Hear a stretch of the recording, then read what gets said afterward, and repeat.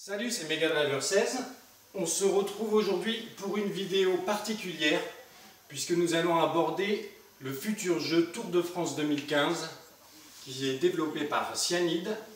Et pour ce faire, je vais être bien accompagné puisque on a au bout du fil Patatras qui travaille justement chez Cyanide et que je vais laisser se présenter lui-même. Bonjour Patatras.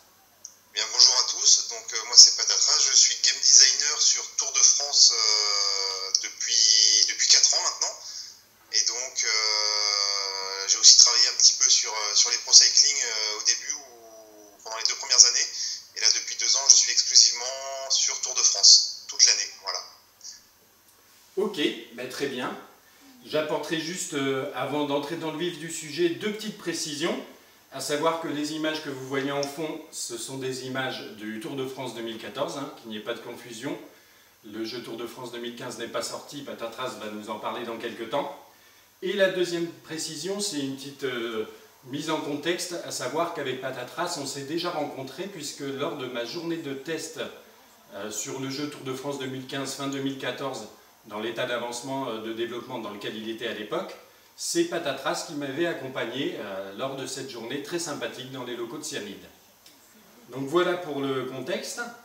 Et ce que je vais proposer, c'est sur cette vidéo de procéder un peu par grands chapitres avec un premier qui sera le mode Tour de France où on abordera aussi les améliorations, graphisme, gameplay, etc.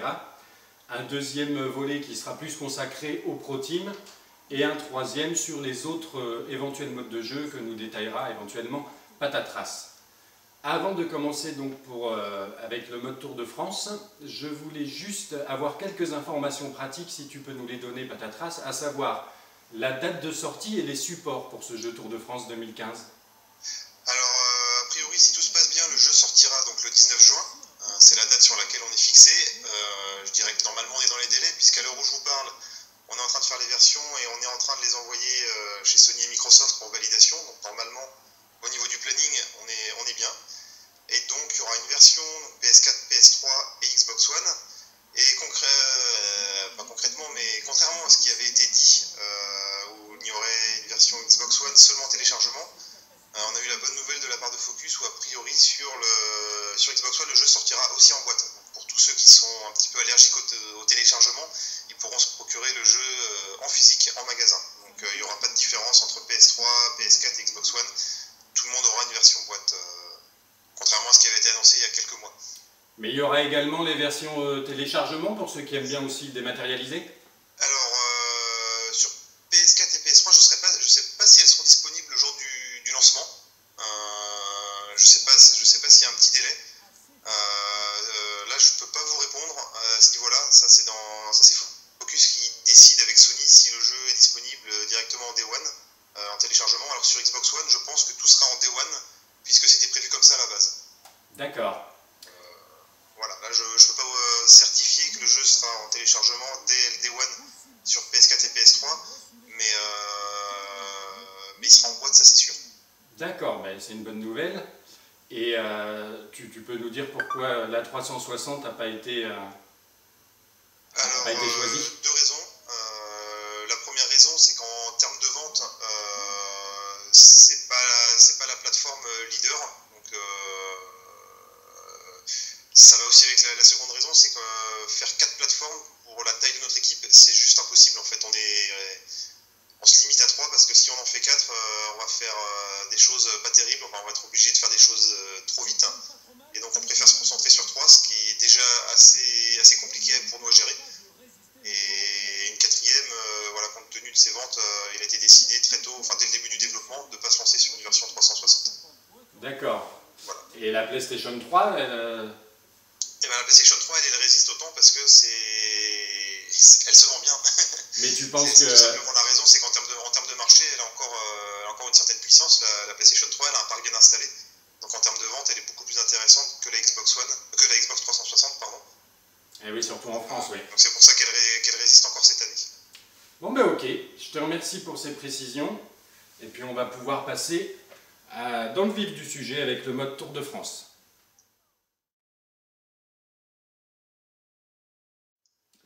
Alors nous allons aborder le mode Tour de France qui constitue a priori encore un mode très important, le mode classique entre guillemets de ce jeu, et on abordera aussi lors de ce chapitre sur le mode Tour de France les aspects, comme je disais, amélioration et potentielles nouveautés en termes de graphisme, d'intelligence artificielle, de gameplay, etc.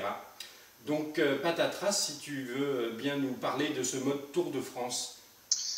Eh bien, le mode Tour de France cette année, il y a des changements évidemment.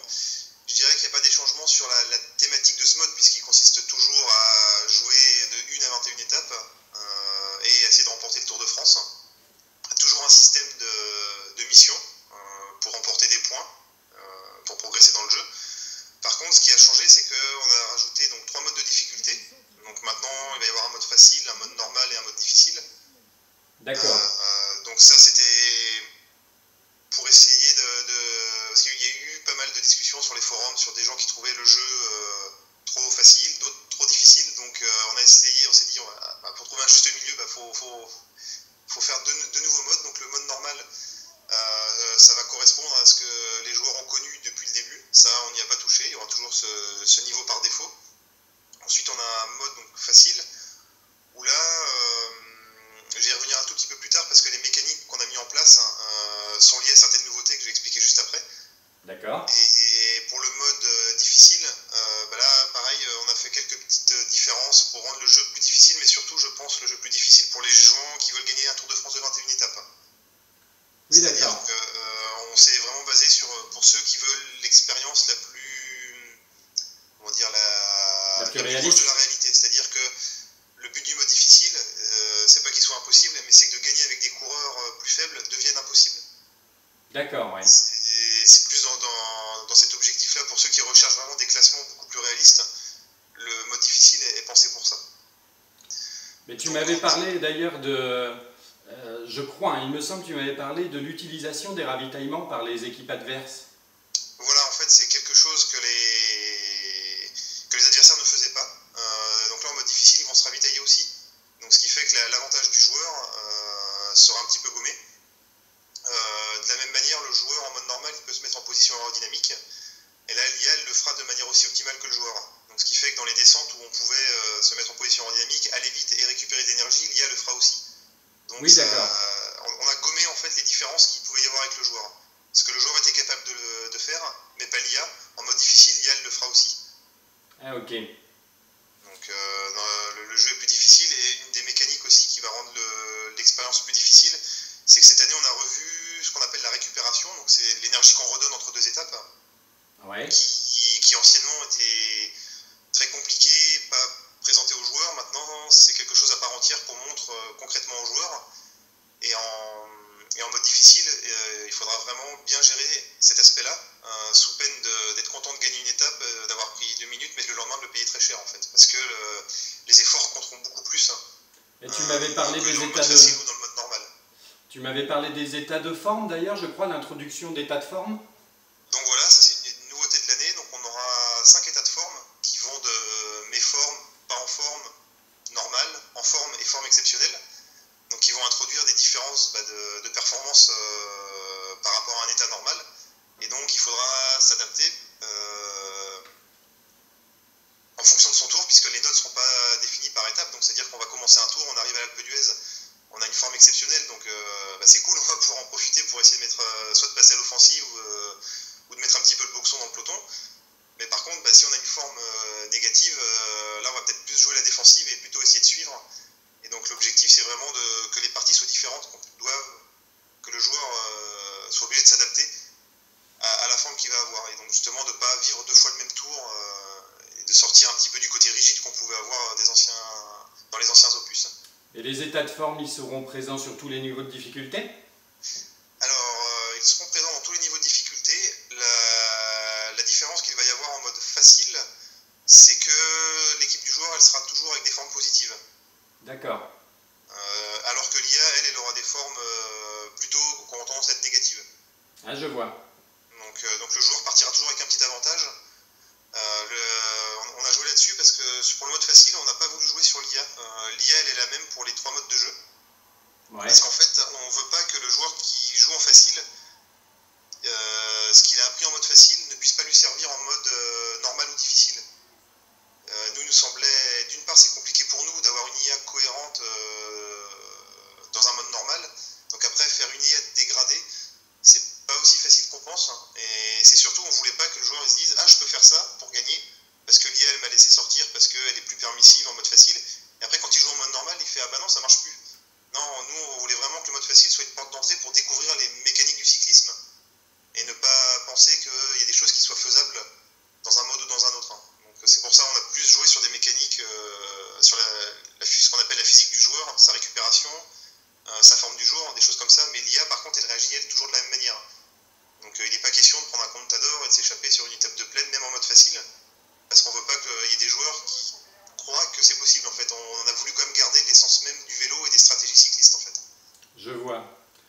justement, tu évoques les échappées, j'ai pu voir sur les différents forums et le constater puisque je joue depuis l'édition 2012.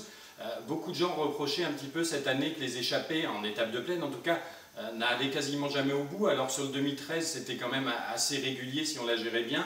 Là, vous avez fait quelque chose de différence au niveau des échappées par rapport aux autres éditions? On a travaillé sur les échappées, mais plus pour le côté de pouvoir s'échapper. D'accord. Pas forcément sur le côté aller au bout. Normalement, on arrive sur des réglages, nous en interne, où il est possible d'aller au bout. Après, c'est assez dépendant de la volonté du peloton. C'est vrai que le joueur, c'est quelque chose d'assez aléatoire, en fait. Un peu comme en vrai, en fait. On n'a pas la main, en fait, pour décider du sort. C'est plutôt le peloton, en fait, qui va décider si oui ou non. Il laisse partir l'échappée, oui. Voilà, il laisse partir. Enfin, laisse se développer, ouais. La nouveauté de cette année, elle est plutôt liée à la forme du jour, c'est-à-dire que si vous avez des sprinteurs qui sont tous dans une forme du jour exceptionnelle, il y a très peu de chances pour que l'échappée aille au bout parce qu'ils vont faire rouler leurs équipiers. Alors que par contre, si tous les sprinteurs ils se sentent pas super bien, là l'échappée, il y a plus de chances qu'elle aille au bout. Parce qu'ils vont peut-être moins vouloir faire rouler leurs équipiers parce qu'ils sont pas dans une super forme. Donc c'est là-dessus qu'on joue. Avant, c'était quand même assez aléatoire, c'était plutôt du random. Alors que maintenant, on a vraiment quelque chose sur lequel se baser. Là, ça, le joueur ne le sait pas en course, par contre. Mais nous, maintenant, on a quelque chose de plus tangible pour gérer ce phénomène. Ok. Je voulais te poser une question qui revenait aussi sur vous, sur d'autres forums d'ailleurs. L'échelle, c'est toujours un 5e, tu confirmes? L'échelle, c'est toujours un 5e, et je sais qu'il y a beaucoup de discussions, notamment sur nos forums officiels, où il y a des joueurs qui apprécient énormément l'échelle 1,5 du premier et du deuxième opus, il me semble, mais pour des raisons de production, c'est totalement impossible pour nous maintenant de revenir en arrière. Et même d'un point de vue design du jeu, je trouve, nous en interne, les sections, on pense que c'est une très mauvaise chose.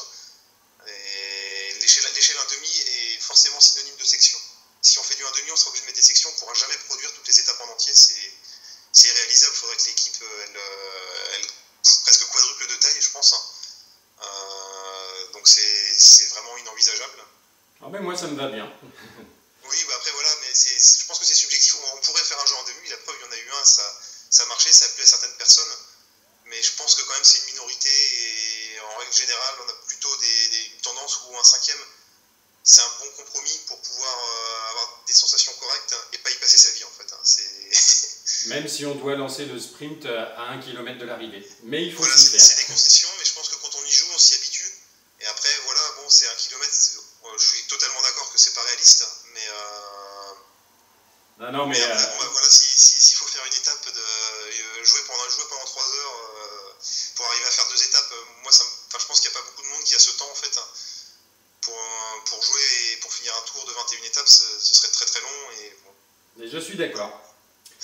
Est-ce que tu peux nous dire par rapport aux effectifs, est-ce que le système des notations un petit peu, et en particulier des coureurs qui ont fait des exploits récemment, comme des coureurs français en particulier, à la Philippe, Sénéchal, qui ont bien marché, comment vous avez géré un petit peu au niveau des notations, et est-ce qu'il y a une mise à jour des stats de prévus, ce qui n'avait pas été le cas sur le 2014?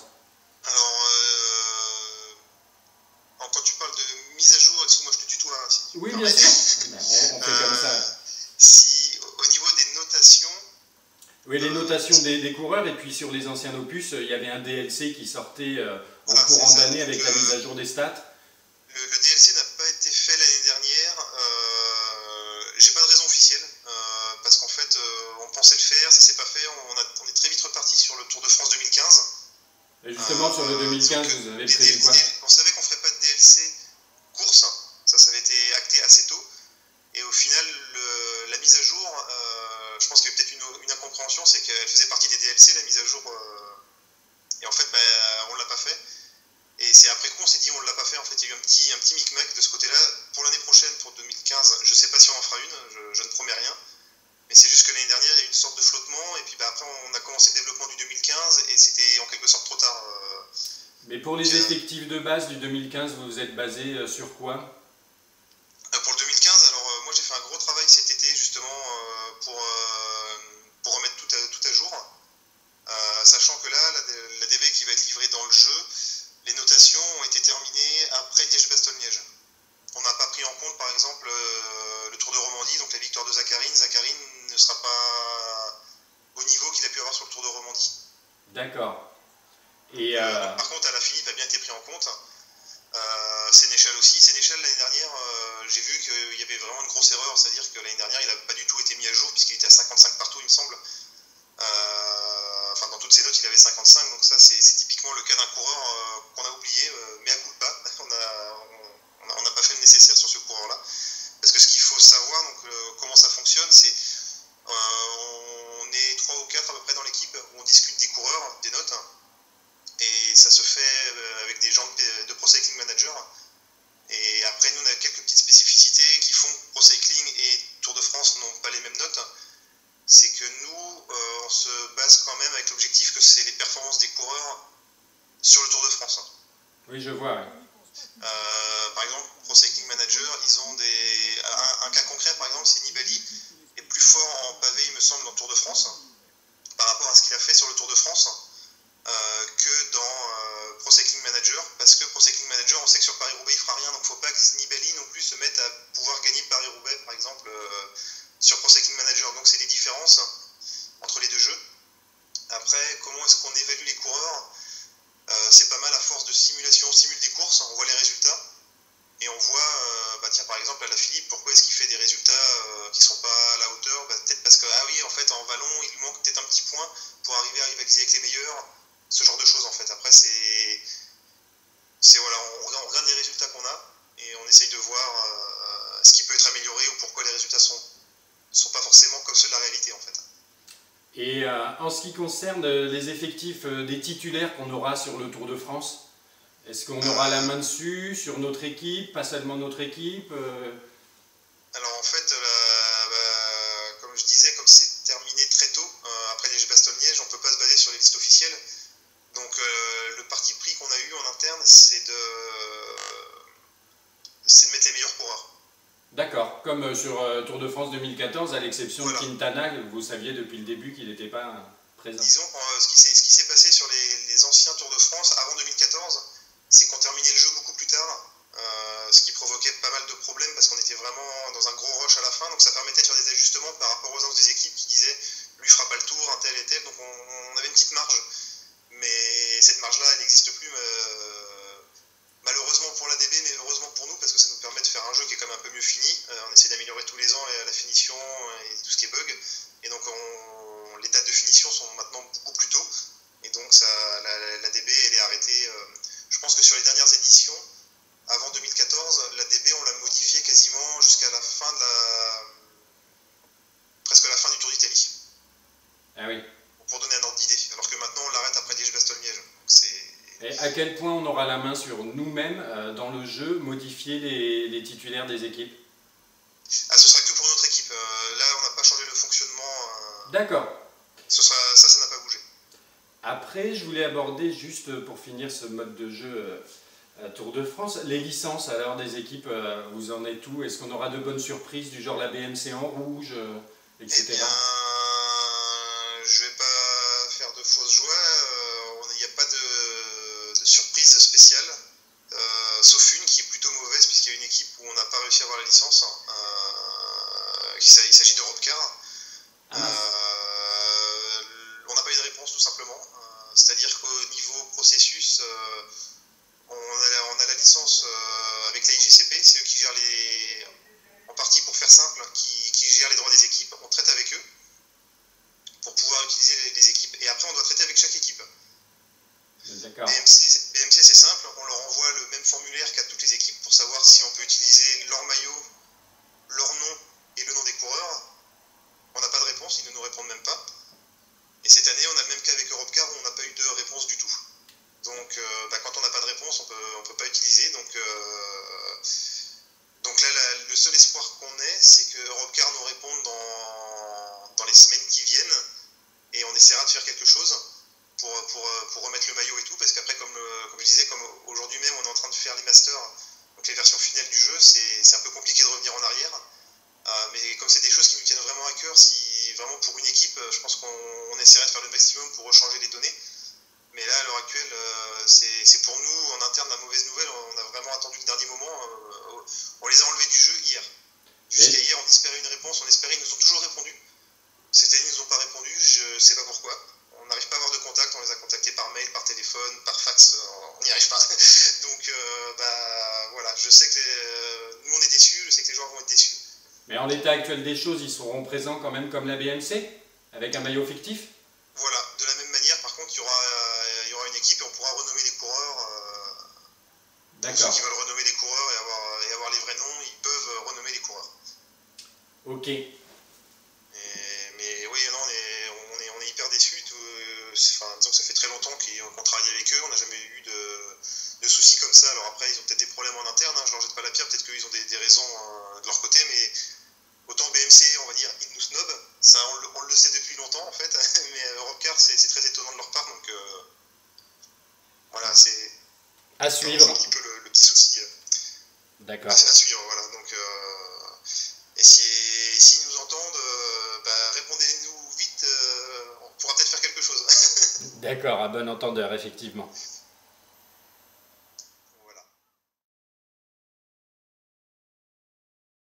Alors, Patatras, concernant un petit peu, si tu peux nous parler de certaines améliorations graphiques éventuelles qu'il y aura eu en termes de décor, d'animation. Je t'avais déjà dit que les animations, j'en trouvais certaines un peu bizarres, du genre des sprints en montagne, etc.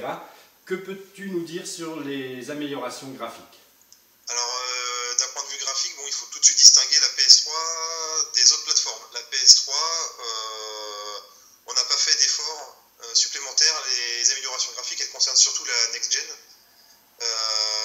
où on s'est surtout concentré sur l'ambiance cette année. On a refait toute la foule en montagne pour vraiment avoir une foule qui s'avance sur la route. Ah, comme sur le 2012 un peu, ouais. Et qui s'écarte sur notre passage. On a aussi travaillé on a rajouté quelques petits détails qui manquaient, comme les dossards pour les versions next-gen. Ouais. On a aussi les noms sur la route, les tags, qui rajoutent pas mal de choses au niveau ambiance. Donc quand on est en montagne, on peut voir les noms inscrits sur la route. Et sinon, en termes d'animation, il n'y a pas eu de refonte majeure.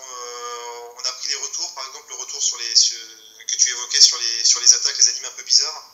On a modifié quelques animes, on en a rajouté quelques nouvelles. On a fait quelques réglages pour que certaines qui se déclenchaient dans des conditions pas terribles, que ça passe mieux en fait. Mais il n'y a pas une grosse refonte du système d'animation. C'est plutôt du réglage. D'accord. Et en ce qui concerne les maillots nationaux, non, on ne peut pas, hein, pour des contraintes de temps. Juste contrainte de temps parce que, comme je disais, là, le jeu est terminé. Donc si on met les maillots nationaux, ce sera les maillots nationaux de l'année dernière. Et donc on sera plus raccord avec les maillots nationaux au moment où le Tour de France sera lancé. C'est vraiment une question de timing. Effectivement. Après, un petit détail sur le 2012, et je sais que je ne suis pas le seul à penser, il y avait pour les maillots distinctifs certaines équipes qui avaient un short assorti au haut. Pour le maillot à pois, c'était sympathique, ou maillot jaune ou maillot vert. Bref, est-ce que ça c'est revenu ou il n'y a que le haut qui change pour les maillots distinctifs? Non, en fait, il y aura que le haut, il n'y aura pas les cuissards assortis. Disons que c'était pas une feature, c'est qu'il y avait des maillots qui avaient été créés comme ça avec le cuissard directement par la communauté. Et là, on ne fait pas la demande de ces maillots-là pour le moment parce qu'ils ne sont pas officiels et comme c'est à la discrétion des équipes de faire ces cuissards ou non, ouais. On s'est concentré de rester sur l'officiel avec les cuissards officiels et les maillots officiels. D'accord. Bon, c'est dommage, il y a quelques couleurs qui s'assortissent mal, mais bon, c'est pas grave, on fera avec. Oui, je suis d'accord, il y avait certaines choses qui étaient plus jolies avec le cuissard assorti. En ce qui concerne maintenant le gameplay, une question bien importante et qui va de pair avec le niveau de difficulté entre guillemets, est-ce que tu n'étais pas sans savoir que quand on mettait l'oreillette en pleine descente, ça nous permettait de passer des virages à fond la caisse et ça pouvait fausser un peu des résultats. Moi c'est comme ça aussi que j'ai pu gagner certains tours avec des outsiders très mal notés. Eh bien c'est corrigé. Tout simplement, il ne sera plus possible d'utiliser l'oreillette dans les virages. Voilà, c'est aussi simple que ça, mais disons que c'est vrai que quand tu es passé dans nos locaux, on a pu en discuter et on ne pensait pas que c'était autant exploité par les joueurs. Alors, je ne veux pas parler au nom des autres. Mais donc, du coup, maintenant, quand on sera dans une zone où la trajectoire est rouge, on ne pourra pas ouvrir l'oreillette. D'accord. Donc, c'est aussi simple que ça, ce sera indiqué dans l'interface. inaccessible à ce moment-là.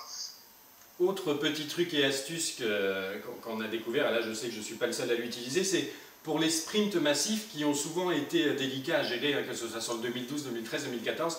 Là, sur le 2014, on avait la possibilité d'utiliser un ravitaillement vert ou rouge dans le final, à 2 km de l'arrivée. Et là, on pouvait cramer complètement toutes nos barres. C'est pas grave, tant que le ravitaillement faisait effet, on avait de la puissance et on se retrouvait à pouvoir gagner des sprints avec des 72, 73 en sprint, quoi.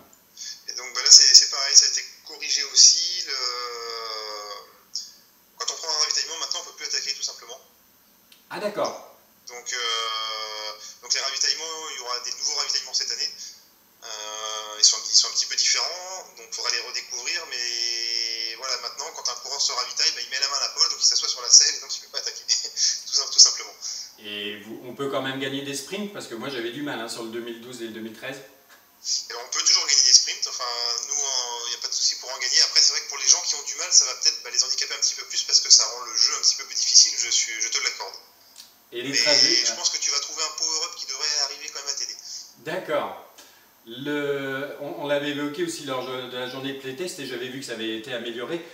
Souvent dans les fins d'étapes sinueuses et où on arrive massivement pour un sprint, j'arrêtais pas de me cogner contre les barrières avec la gestion des trajectoires et j'ai cru avoir vu pendant la journée de test que ça avait été amélioré aussi. Alors on a fait beaucoup de travail dessus, ça a été amélioré, mais pas autant qu'on le voudrait, autant être honnête. Il y a encore, je pense, des gens qui vont pas forcément être satisfaits. Par contre, on a vraiment fait le maximum, mais il y a vraiment des choses très complexes à mettre en place.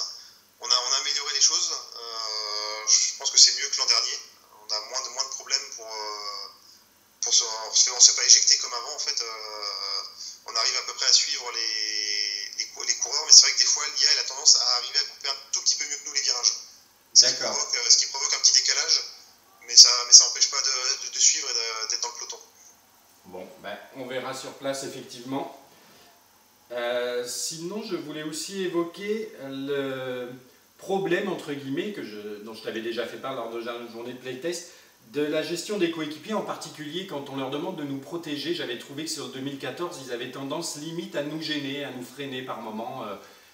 Qu'avez-vous pu faire sur ce point-là? Eh bien ça, on a bien entendu ta requête, mais par contre on n'a pas réussi à le corriger, parce que tout simplement c'est un problème beaucoup plus profond de placement de coureurs.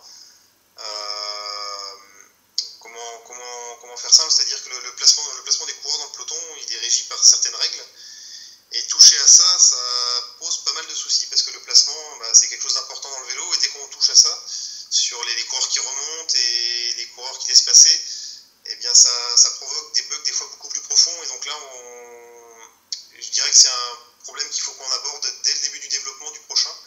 Quand tu nous as fait ces retours-là lors du playtest, c'était déjà un poil tard en fait, et on n'a pas pu faire de grands changements. Et donc au final non, on n'a pas fait de grands changements, on n'a rien fait du tout, puisque ça remettait en cause beaucoup de choses, on n'avait pas les délais nécessaires pour être sûr que ça marche. Mais c'est dans les cartons. C'est dans les cartons, enfin, le truc est bien noté, enfin, ça y a pas de souci, et je le reconnais, moi même quand j'utilise la protection, quand je joue, des fois, et je me dis, mais j'aimerais bien que tu te pousses, mais voilà, c'est pas si simple que ça à corriger, toutes ces questions de placement, voilà, c'est vraiment pas évident. Je comprends. Et justement, pour ce qu'on parlait de la protection, est-ce que tu peux nous parler un petit peu de la gestion de l'oreillette sur cette édition 2015? La gestion de l'oreillette n'a pas du tout été une priorité cette année. On n'a pas fait de changement. Ce sera les mêmes ordres, le même fonctionnement avec une oreillette circulaire. D'un point de vue ergonomique, le focus qu'on a eu a plutôt été sur ressortir les informations pour le joueur. C'est-à-dire qu'on a mis en place une nouvelle interface qu'on appelle, en français on l'a appelé course info, qui permet d'avoir qui est échappé, qui prend des relais, quelle est la position de ce coureur-là au classement général. On trouvait que c'était des fois difficile de prendre des décisions parce qu'on avait du mal à aller trouver l'information, ou alors il fallait se souvenir du classement au départ, c'était un petit peu compliqué. Donc là, on a plus travaillé là-dessus cette année pour que le joueur, à tout moment, il puisse avoir dans l'échappée, le plus dangereux c'est lui, pour le maillot à pois, pour le maillot vert, pour le maillot jaune. Toutes ces informations-là qui étaient un petit peu diffuses ou pas disponibles avant, maintenant on les a en permanence. Et on a plus travaillé sur ce côté-là, et on peut l'utiliser en même temps que la Teamcom, mais on peut ouvrir la Teamcom la course, dans un moment de calme, on ouvre la Teamcom, on peut analyser le classement et voir ce qui se passe et savoir si on doit rouler, attaquer ou pas. Eh bien ok, mais effectivement j'avais pu le constater de visu lors de la journée de playtest. Et du coup, on a rajouté aussi les distances au sprint intermédiaire.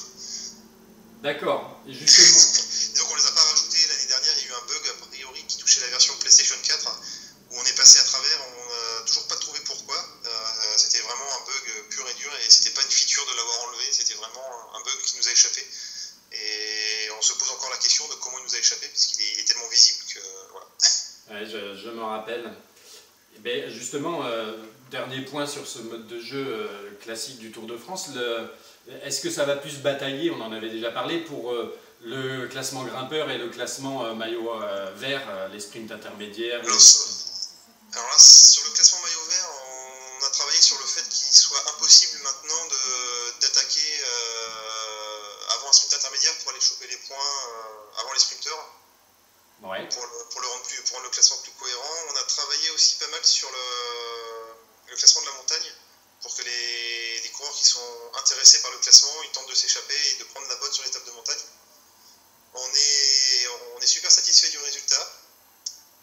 Par contre, avec le Tour de France 2015, le parcours officiel du Tour de France 2015, ça devient très difficile quand même pour un non-favori de gagner le maillot à points. On s'est rendu compte que la répartition des points du Tour de France fait que, avec les points doublés aux arrivées au sommet, les favoris, comme ils se battent pour le maillot jaune, en général, ils laissent très peu d'opportunités aux baroudeurs d'aller au bout.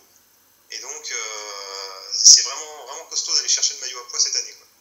D'accord. Eh bien, on va voir ça, je suis impatient. Enfin, costaud d'aller le chercher avec un baroudeur, quoi. Je vois.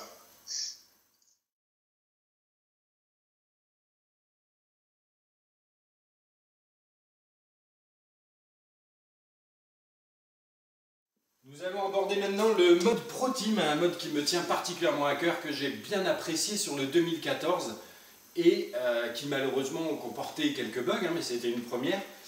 Patatras, que peux-tu nous dire sur ce nouveau mode Pro Team du 2015 ? Eh bien, on a beaucoup travaillé dessus parce que c'est un mode qui, nous aussi, nous tient à cœur et on pense qu'il y a de l'avenir pour le jeu. Donc la première chose qu'on a fait, c'est essayer de le rallonger en fait ce mode, parce qu'on trouvait que c'était un petit peu embêtant de toujours faire le Tour de France. Et donc on a rajouté des étapes et comme maintenant on sort que sur du Blu-ray, enfin sur du support Blu-ray, on n'est plus limité par la taille du DVD, donc on a pu mettre le maximum d'étapes qu'on pouvait. Et donc par exemple sur PlayStation 4, le Blu-ray il est blindé, on doit être à 25 Go ou quelque chose comme ça. Et donc au total on a pu rajouter le Critérium international, ce qui représente 3 étapes, le Dauphiné qui représente 7 étapes si je ne me trompe pas, plus le Tour de France. Donc ce qui nous fait une saison quand même à près de 30 étapes, ce qui est quand même déjà plus long. Et la nouveauté en plus, c'est que quand on recommence une saison, on ne joue pas forcément les mêmes étapes. Donc alors là, je vais essayer d'être clair, c'est que quand on joue sa première saison, on va dire on fait l'étape 1 du Critérium. Et par contre, quand on va jouer la deuxième saison, comme on a déjà joué l'étape 1 du Critérium, on jouera une variante. C'est-à-dire qu'au lieu de faire Conca à Bastia, on fera une autre étape qui s'appellera, je sais pas, Porto Vecchio Bastia. On a repioché dans notre base de données d'étapes qu'on avait créées pour avoir une variante. Donc dans le jeu, on retrouvera donc des étapes, des DLC qui sont sortis en 2013, ainsi que les étapes du Tour de France 2014. D'accord, donc la première année où on jouera le Tour de France 2015, et l'année d'après, par contre, on reviendra sur le Tour de France 2014. Et la troisième saison, on fera un random, c'est-à-dire que ce sera un mélange entre des étapes du Tour 2015 et du Tour 2014, de sorte à ce que tous les ans, on ait des parcours différents. D'accord. Pour que à chaque saison, c'est pour varier un peu les plaisirs, pour faire en sorte que les Tours de France soient pas tout le temps les mêmes. Et donc ce qui se produit, que des fois, il y aura des Tours de France qui seront un peu plus montagneux ou des fois un peu plus plats. Ça dépendra du random en fait. Il y a une chance sur 2 pour qu'une étape sorte. Et donc, par exemple, ce qui peut arriver, c'est qu'il y ait 2 étapes de pavés, l'une après l'autre. C'est quelque chose qui n'est pas censé arriver en vrai, enfin que le Tour de France n'a jamais fait, mais qui pourrait arriver en jeu. Donc ça c'est juste de l'aléatoire. Ça, on ne le maîtrise pas. À chaque saison, on fait un nouveau calendrier. Et donc ça, je pense qu'il y aura des trucs sympas qu'on voit pas forcément en vrai et qui pourront renouveler l'expérience à chaque saison.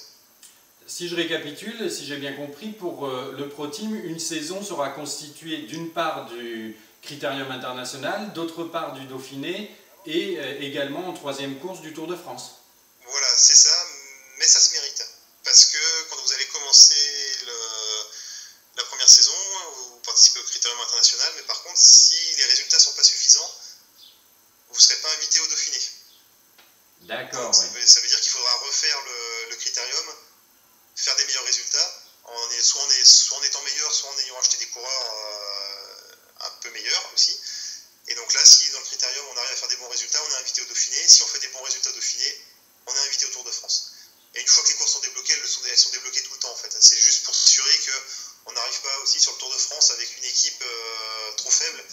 Et de faire 21 étapes et être lâché toutes les étapes, c'était pas forcément très fun au début. Donc on s'est dit, voilà, on va mettre une petite mécanique en place pour faire en sorte que le joueur il arrive sur le Tour de France avec une équipe où il peut quand même faire des échappées quand même. Faut quand même qu'on puisse se faire plaisir et pas tout le temps subir la course. Est-ce qu'il y aura les niveaux de difficulté pour ce Pro Team? De la même manière, il y aura les niveaux de difficulté.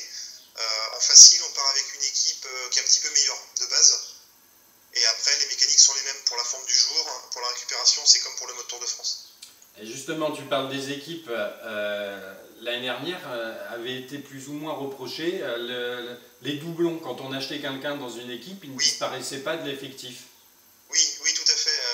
Ça s'est corrigé maintenant quand on va acheter au hasard. J'ai que des coureurs dont on n'a pas la licence qui me viennent en tête. Quand on va acheter Contador, lui on a la licence, eh bien il disparaît de Saxo et il est dans notre équipe et il n'y a pas un deuxième Contador face à nous. D'accord. Et justement, si on pouvait nommer ça un petit peu un bug entre guillemets, mais bien que ce soit un choix, je crois, l'année dernière, même si vous êtes revenu dessus, concernant d'autres bugs qu'on avait pu constater, du genre le Pro Team sur certaines saisons nous proposait des objectifs irréalisables, par exemple d'avoir avec deux coureurs différents le maillot à pois, ce genre de choses. Vous avez pu revoir un petit peu ces bugs d'objectifs? Alors, oui, on les a complètement revus puisqu'on a supprimé ce système d'objectifs. Là, pour gagner de l'argent, ça va se faire avec une grille de prix, comme une course classique. Au début de chaque épreuve, on vous présente la grille de prix. Par exemple, le critérium, alors les chiffres sont fictifs, hein, je ne les ai plus en tête.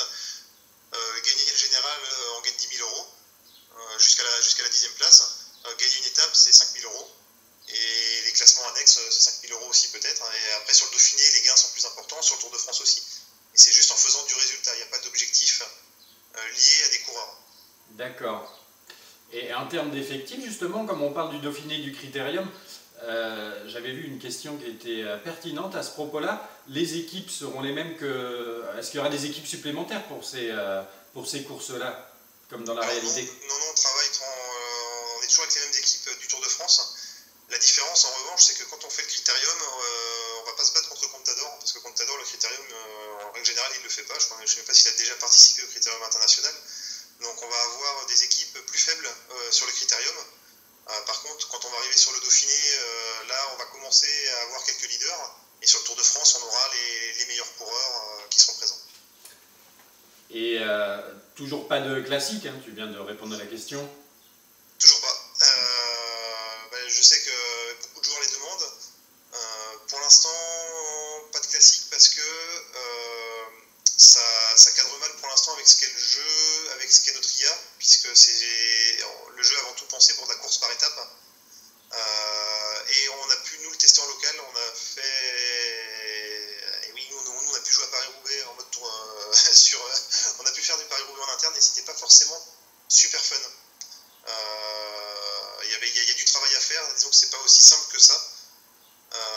Le principal problème, c'est que par exemple, Paris-Roubaix fait 250 km et il n'y a que 50 km d'intéressant et que ça se passe toujours un petit peu de la même manière. Donc, à moins de prendre un Tom Boonen ou un Fabien Cancellara, la course se déroule toujours de la même manière et au final, c'était assez lassant. Donc, on trouve que les courses par étapes, il y a beaucoup plus de rebondissements et des objectifs à long terme. Et donc, pour l'instant, on met le focus sur les courses à étapes.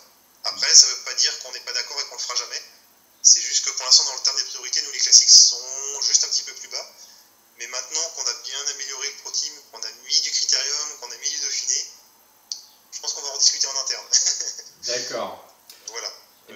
justement, vu que les saisons se sont étoffées de 2 courses supplémentaires, est-ce que vous auriez mis en place une sorte de l'équivalent d'un classement UCI sur ces saisons? Alors, oui, je me suis posé la question de le faire. Le problème qui s'est posé assez rapidement, c'est que c'est quand même très orienté pour les coureurs de montagne, les courses qu'on propose. Et je trouvais pas ça forcément super fun qu'un coureur, qu'un sprinter ne puisse pas prendre part à ce classement en fait. Hein. Parce que l'idée c'était d'avoir un classement UCI, c'est le meilleur coureur de l'année. Mais comme on propose que des courses de montagne, un mec qui est super fort en sprint ne pourra jamais accéder à ce classement-là en fait. Donc l'idée de ce classement-là, c'est une idée peut-être pour l'année prochaine, sans faire de promesses bien entendu, mais d'essayer d'y réfléchir, d'avoir un système de notation qui pénalise pas les sprinteurs, qui favorise pas trop les grimpeurs. Donc ça c'est un truc auquel on a pensé, qui n'est pas encore mûr. Voilà. Ouais, je ne vais pas en dire plus, mais c'est vrai qu'on y a pensé.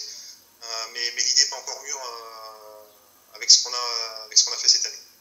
D'accord. Est-ce que on pourra créer notre propre coureur, hein? Je pense avoir la réponse, mais je te pose quand même la question. Non, là pareil, c'est une question de priorité. Cette année, l'idée c'était d'améliorer le Pro Team, son contenu. Après, faire son propre coureur, c'est une autre feature qui prend du temps et ce sera peut-être pour l'année prochaine ou les années qui viennent. Je pense que c'est un mode que beaucoup de joueurs apprécieraient. C'est un mode qu'on retrouve dans toutes les simulations de sport maintenant, que ce soit FIFA ou les NBA 2K. Donc je pense que oui, c'est quelque chose d'intéressant. Après, on ne peut pas tout faire en un an. Donc voilà. Je comprends.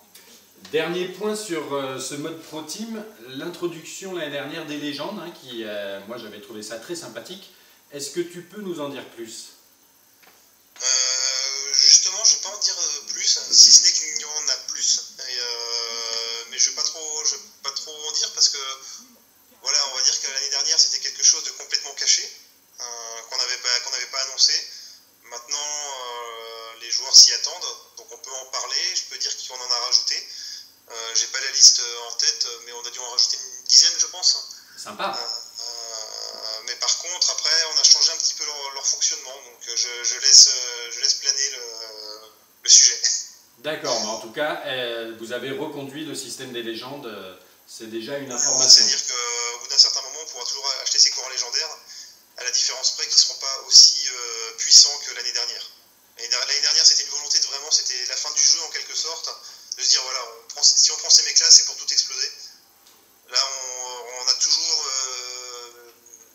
2 coureurs qui sont un petit peu au-dessus, mais il n'y a pas forcément que des coureurs qui sont super forts. D'accord. Ils sont un petit peu mieux intégrés avec la base de données du jeu qu'on fournit par défaut. Eh bien, ok.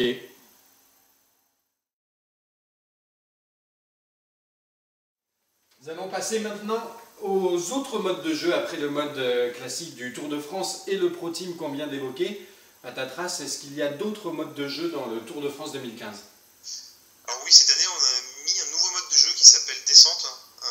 C'est un petit mode de jeu pour pas se prendre la tête en fait. C'est-à-dire que c'est des parties courtes, ça dure 3-4 minutes maximum, où ça consiste à descendre des cols le plus rapidement possible. Alors, on s'est rendu compte que les descentes de cols, c'était quelque chose au final quand même d'assez technique. Pour preuve, il y a beaucoup de gens apparemment qui utilisaient le cheat de la Teamcom, de l'oreillette, pour prendre les virages. Donc on s'est dit que ça pouvait être sympa justement d'avoir un mode spécial pour s'entraîner là-dessus. Donc au final, il y a 10 descentes et qui sont de plus en plus difficiles. Et le but du jeu, c'est de faire le meilleur temps. Donc c'est très simple. C'est quelque chose qu'on avait commencé à expérimenter à l'été 2013 et que nous on trouvait sympa en interne, essayer de faire le meilleur temps. On trouvait ça sympa, donc là on s'est dit bon, on peut le proposer aux joueurs, je pense, ça peut être un truc qui peut permettre de jouer sur une petite partie de 10 minutes quand on n'a pas forcément le temps de faire une grande course.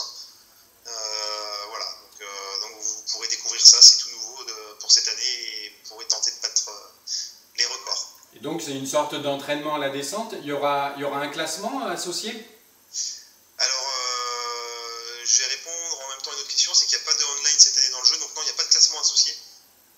Donc là, pour l'instant, il faudra pour partager les scores, à l'ancienne, prendre des photos, entre guillemets, de son écran, et se les partager sur les forums, mais on n'a pas mis de leaderboard associé au mode descente. Ah ouais, mais d'un autre côté, même s'il n'y a pas de online, on avait sur les éditions précédentes les classements de ceux qui gagnaient le plus de tours de 21 étapes, les meilleurs temps réalisés en chrono, etc. Alors ça, ils sont disponibles sur Xbox One, on les retrouvera via ce qu'ils appellent les Eurostats. C'est un système qui est mis en place par Microsoft qui permet de savoir combien de Tours de France ont été gagnés. Je sais plus, il y a différentes choses encore, je sais plus tout en tête. Mais ça, c'est disponible pour Xbox One. Par contre, sur la version PlayStation, on a enlevé les leaderboards pour deux raisons. C'est que ça nous posait beaucoup de problèmes pour la sortie du jeu parce pour la validation des leaderboards, c'est quelque chose qui prend pas mal de ressources, qui nous paraissait pas être un mode à nos yeux, qui nous paraissait pas être le cœur du jeu. Et donc on a préféré ne pas le remettre cette année. Sachant qu'on a découvert aussi quelque chose, c'est que les leaderboards entre différentes plateformes, notamment par exemple pour les temps des chronos, ne sont pas forcément comparables. Comparer le temps d'un chrono sur PS4 et le temps d'un chrono sur PS3, il y a des différences. Et donc on s'est dit qu'à partir du moment où c'est pas comparable entre plateformes, c'était quand même assez embêtant. Donc là, cette année, on a préféré s'en séparer pour essayer d'y repenser d'une manière différente pour l'année prochaine. D'accord. Alors maintenant que tu as abordé ce mode défi descente, est-ce qu'il y aura d'autres modes? On retrouvera les modes habituels multijoueurs en local, donc en écran splitté, que ce soit en coopération ou en versus, ça, on les a gardés. On aura aussi un déchauffement, comme l'année dernière, qui permettra de prendre le jeu en main. Donc pour les gens qui connaissent, forcément ça n'aura pas un grand intérêt. Par contre, pour ceux qui découvrent, qui veulent avoir quelques petits conseils comme ça avant de commencer la première partie, bon, c'est toujours mieux, ça prend à peine 10 minutes, mais au moins on peut partir dans son premier Tour de France sans découvrir des choses au fur et à mesure. Oui, c'était le mode qui permettait de reconnaître certaines portions d'étapes. Non, ça c'est l'échauffement, c'est un mode en 10 minutes qui permet de... Ah, le tutoriel? D'apprendre des contrôles, c'est le tutoriel, voilà, oui, exactement. D'accord. Et il est toujours présent. Bon, c'est pas vraiment un mode de jeu, c'est vraiment pour les gens qui découvrent, hein. On est d'accord, hein. Les gens vont pas s'amuser à faire du tutoriel plusieurs fois. Et sinon, il y aura toujours donc l'éditeur de nom aussi, pour pouvoir renommer les coureurs. Sachant donc justement cette année dans l'éditeur de nom, il y a deux petites nouveautés. On peut renommer les coureurs légendaires et on peut renommer l'équipe par défaut du mode Pro Team. D'accord. C'est un petit truc, mais bon, pour ceux qui veulent personnaliser le jeu au maximum, c'est possible. Oui, d'ailleurs, on ne l'avait pas évoqué dans le Pro Team, mais il y avait eu un concours sur les maillots. L'année dernière, il n'y en avait que 4 de disponibles. Et là, j'ai suivi un petit peu ce concours. Vous avez enrichi votre vestiaire. Ouais, cette année, on a 26 maillots. Ah, énorme. Donc je vous laisserai découvrir les 26 maillots. On a choisi donc il y a les maillots de l'an dernier, les maillots du concours, et plus des créations qu'on a fait en interne sur un thème tout simple, c'est les maillots nationaux. Ah d'accord. Voilà, c'est-à-dire qu'on pourra, les joueurs qui veulent se faire une équipe de France avec des Français, on a fait un maillot de l'équipe de France, un maillot de l'équipe d'Espagne, un maillot de l'équipe du Portugal. On a essayé de faire tous les maillots où le jeu est distribué. Et donc cette année, on a pris ce thème-là et on s'est dit on va en faire un maximum. Comme ça, si on est belge, on peut faire une équipe de Belges. Si on est hollandais, on peut faire une équipe de Hollandais. Donc ce qui nous fait un total de 26 maillots. Je pense qu'il y a pas mal de choix cette année. Donc c'est avec la communauté qui a participé, qui nous a fait des maillots vraiment pas mal aussi. Je pense que là, l'année dernière, c'était un petit peu tristoun. Il faut l'admettre, 4 maillots, c'était un peu triste. Là, avec 26, je pense qu'il y a du choix. Donc ça, on est content de ça aussi cette année. Est-ce qu'il y aura un maillot avec ta photo? Un maillot avec ta photo? Ma photo? Non, pas du tout. Par contre, pour les coureurs par défaut, on a mis des vraies photos. Je ne dirais pas qui est dedans, mais il y a des gens de l'équipe de développement, voilà. Ah d'accord, avis aux connaisseurs. Eh bien écoute, très bien, je pense qu'on a fait le tour en tout cas sur les modes de jeu. Pour conclure cette vidéo, je voudrais voir avec toi ce que tu envisages un petit peu pour cette licence à l'avenir. Si on parle de projet, on a toujours beaucoup de projets. Je pense qu'on en a déjà évoqué. Effectivement. Il y a le online qui est une grosse question qui est réclamée. L'online qui a déjà existé en fait, mais qui n'a pas marché. Donc nous on a fait des évaluations internes. Pourquoi est-ce qu'il n'avait pas marché? Qu'est-ce qu'on pourrait proposer? Beaucoup de questions.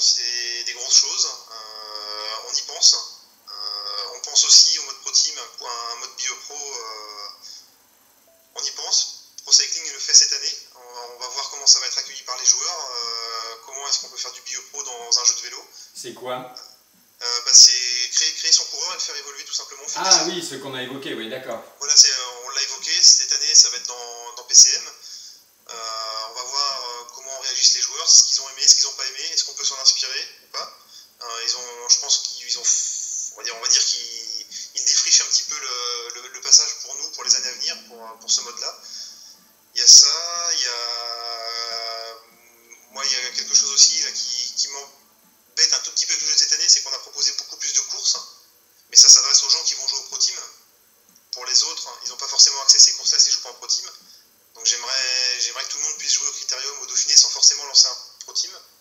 Donc ça va être une question aussi qui me tient à cœur en fait, qui est pas que les joueurs soient pas segmentés entre je joue au Tour de France ou je joue au Pro Team. Mais oui, mais en Tour de France j'ai moins de choses qu'en Pro Team. C'est des questions aussi qui ont émergé au fil de cette année. Donc on essaiera, je pense, de trouver des réponses l'année prochaine.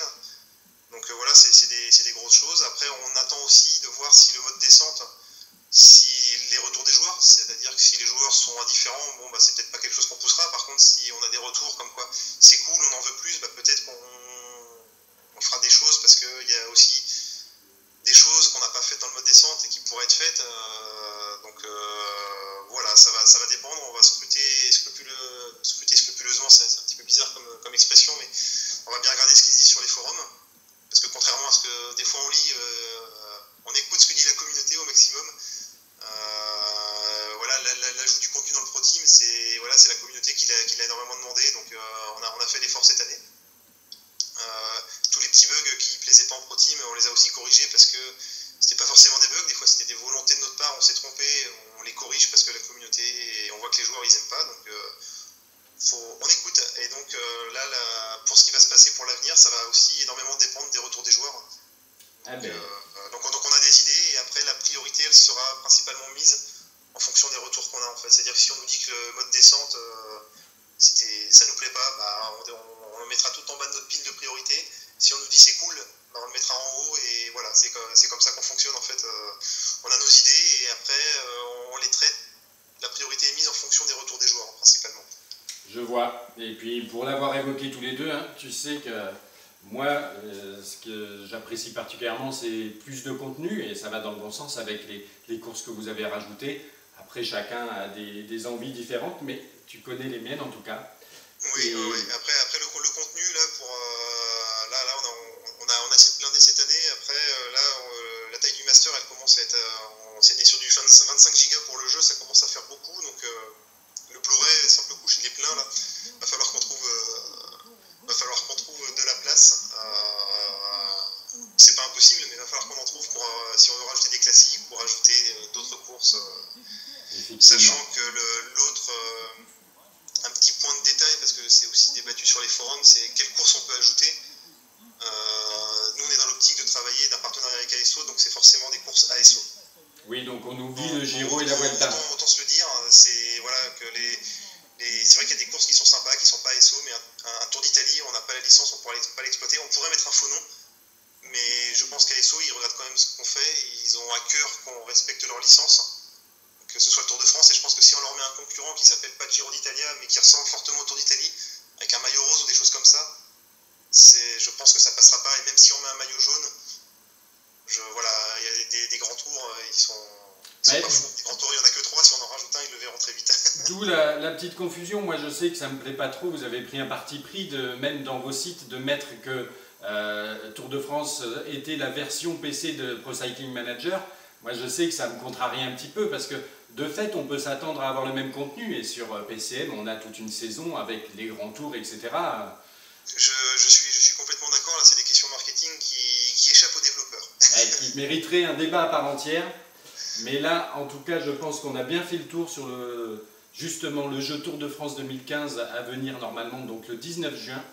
Sur ce, je vais grandement te remercier, Patatras. C'était vraiment très sympa comme échange. Eh bien, c'est moi qui te remercie. Ça fait plaisir de pouvoir parler aux joueurs. Donc, merci à toi. Eh bien, écoute, je te dis à bientôt, et vous aussi, à bientôt pour un nouveau défi sur le jeu. Au revoir. Au revoir.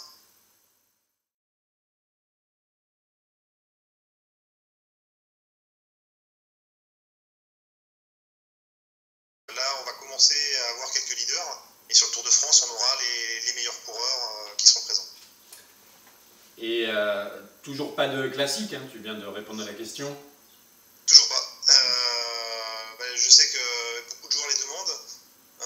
Pour l'instant, pas de classique parce que ça cadre mal pour l'instant avec ce qu'est le jeu, avec ce qu'est notre IA, puisque c'est le jeu avant tout pensé pour de la course par étapes. Et on a pu nous le tester en local. On a fait, et oui, nous on a pu jouer à Paris-Roubaix en mode tour on a pu faire du Paris-Roubaix en interne et c'était pas forcément super fun. Il y a du travail à faire. Disons que c'est pas aussi simple que ça. Le principal problème, c'est que par exemple, Paris-Roubaix fait 250 km et il n'y a que 50 km d'intéressant et que ça se passe toujours un petit peu de la même manière. Donc, à moins de prendre un Tom Boonen ou un Fabian Cancellara, la course se déroule toujours de la même manière et au final, c'était assez lassant. Donc, on trouve que les courses par étapes, il y a beaucoup plus de rebondissements et des objectifs à long terme. Et donc, pour l'instant, on met le focus sur les courses à étapes. Après, ça ne veut pas dire qu'on n'est pas d'accord et qu'on ne le fera jamais. C'est juste que pour l'instant, dans le terme des priorités, nous, les classiques sont juste un petit peu plus bas. Mais maintenant qu'on a bien amélioré le Pro Team, qu'on a mis du Critérium, qu'on a mis du Dauphiné, je pense qu'on va en discuter en interne. D'accord. Voilà. Et bien, justement, vu que les saisons se sont étoffées de 2 courses supplémentaires, est-ce que vous auriez mis en place une sorte de l'équivalent d'un classement UCI sur ces saisons? Alors, oui, je me suis posé la question de le faire. Le problème qui s'est posé assez rapidement, c'est que c'est quand même très orienté pour les coureurs de montagne, les courses qu'on propose. Et je trouvais pas ça forcément super fun qu'un coureur, qu'un sprinter ne puisse pas prendre part à ce classement en fait. Parce que l'idée c'était d'avoir un classement UCI, c'est le meilleur coureur de l'année. Mais comme on propose que des courses de montagne, un mec qui est super fort en sprint ne pourra jamais accéder à ce classement-là en fait. Donc l'idée de ce classement-là, c'est une idée peut-être pour l'année prochaine, sans faire de promesses bien entendu, mais d'essayer d'y réfléchir, d'avoir un système de notation qui pénalise pas les sprinteurs, qui favorise pas trop les grimpeurs. Donc ça c'est un truc auquel on a pensé, qui n'est pas encore mûr. Voilà. Ouais, je ne vais pas en dire plus, mais c'est vrai qu'on y a pensé. Mais l'idée n'est pas encore mûre avec ce qu'on a fait cette année. D'accord. Est-ce que on pourra créer notre propre coureur, hein? Je pense avoir la réponse, mais je te pose quand même la question. Non, là pareil, c'est une question de priorité. Cette année, l'idée c'était d'améliorer le Pro Team, son contenu. Après, faire son propre coureur, c'est une autre feature qui prend du temps et ce sera peut-être pour l'année prochaine ou les années qui viennent. Je pense que c'est un mode que beaucoup de joueurs apprécieraient. C'est un mode qu'on retrouve dans toutes les simulations de sport maintenant, que ce soit FIFA ou les NBA 2K. Donc je pense que oui, c'est quelque chose d'intéressant. Après, on ne peut pas tout faire en un an. Donc voilà. Je comprends. Dernier point sur ce mode Pro Team, l'introduction l'année dernière des légendes, hein, qui, moi j'avais trouvé ça très sympathique. Est-ce que tu peux nous en dire plus? Justement, je ne vais pas en dire plus, si ce n'est qu'il y en a plus.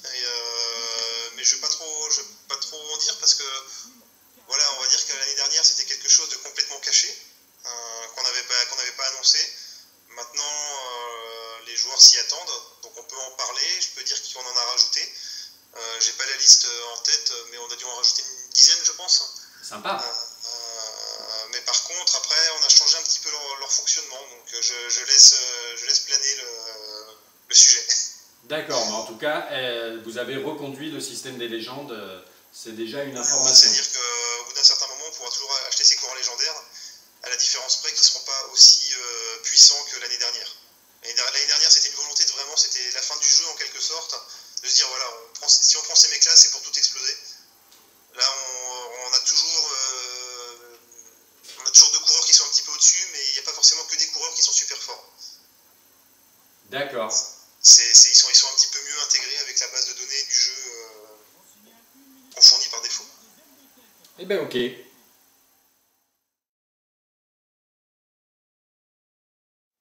Nous allons passer maintenant aux autres modes de jeu après le mode classique du Tour de France et le Pro Team qu'on vient d'évoquer.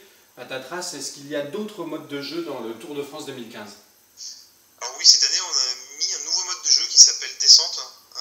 C'est un petit mode de jeu pour pas se prendre la tête en fait. C'est-à-dire maximum, où ça consiste à descendre des cols le plus rapidement possible. Alors, on s'est rendu compte que les descentes de cols, c'était quelque chose au final quand même d'assez technique. Pour preuve, il y a beaucoup de gens apparemment qui utilisaient le cheat de la Teamcom, enfin de l'oreillette, pour prendre les virages. Donc on s'est dit que ça pouvait être sympa justement d'avoir un mode spécial pour s'entraîner là-dessus. Donc au final, il y a 10 descentes et qui sont de plus en plus difficiles. Et le but du jeu, c'est de faire le meilleur temps. Donc c'est très simple. C'est quelque chose qu'on avait commencé à expérimenter à l'été 2013 et que nous, on trouvait sympa en interne, essayer de faire le meilleur temps. On trouvait ça sympa, donc là on s'est dit bon, on peut le proposer aux joueurs, je pense, ça peut être un truc qui peut permettre de jouer sur une petite partie de 10 minutes quand on n'a pas forcément le temps de faire une grande course.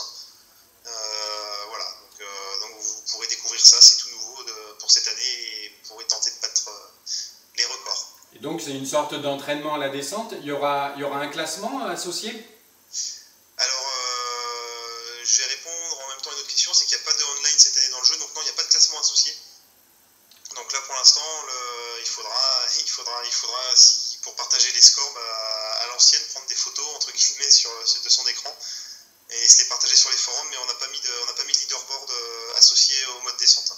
Ah ouais, mais d'un autre côté, même s'il n'y a pas de online, on avait sur les éditions précédentes les classements de ceux qui gagnaient le plus de tours de 21 étapes, les meilleurs temps réalisés en chrono, etc.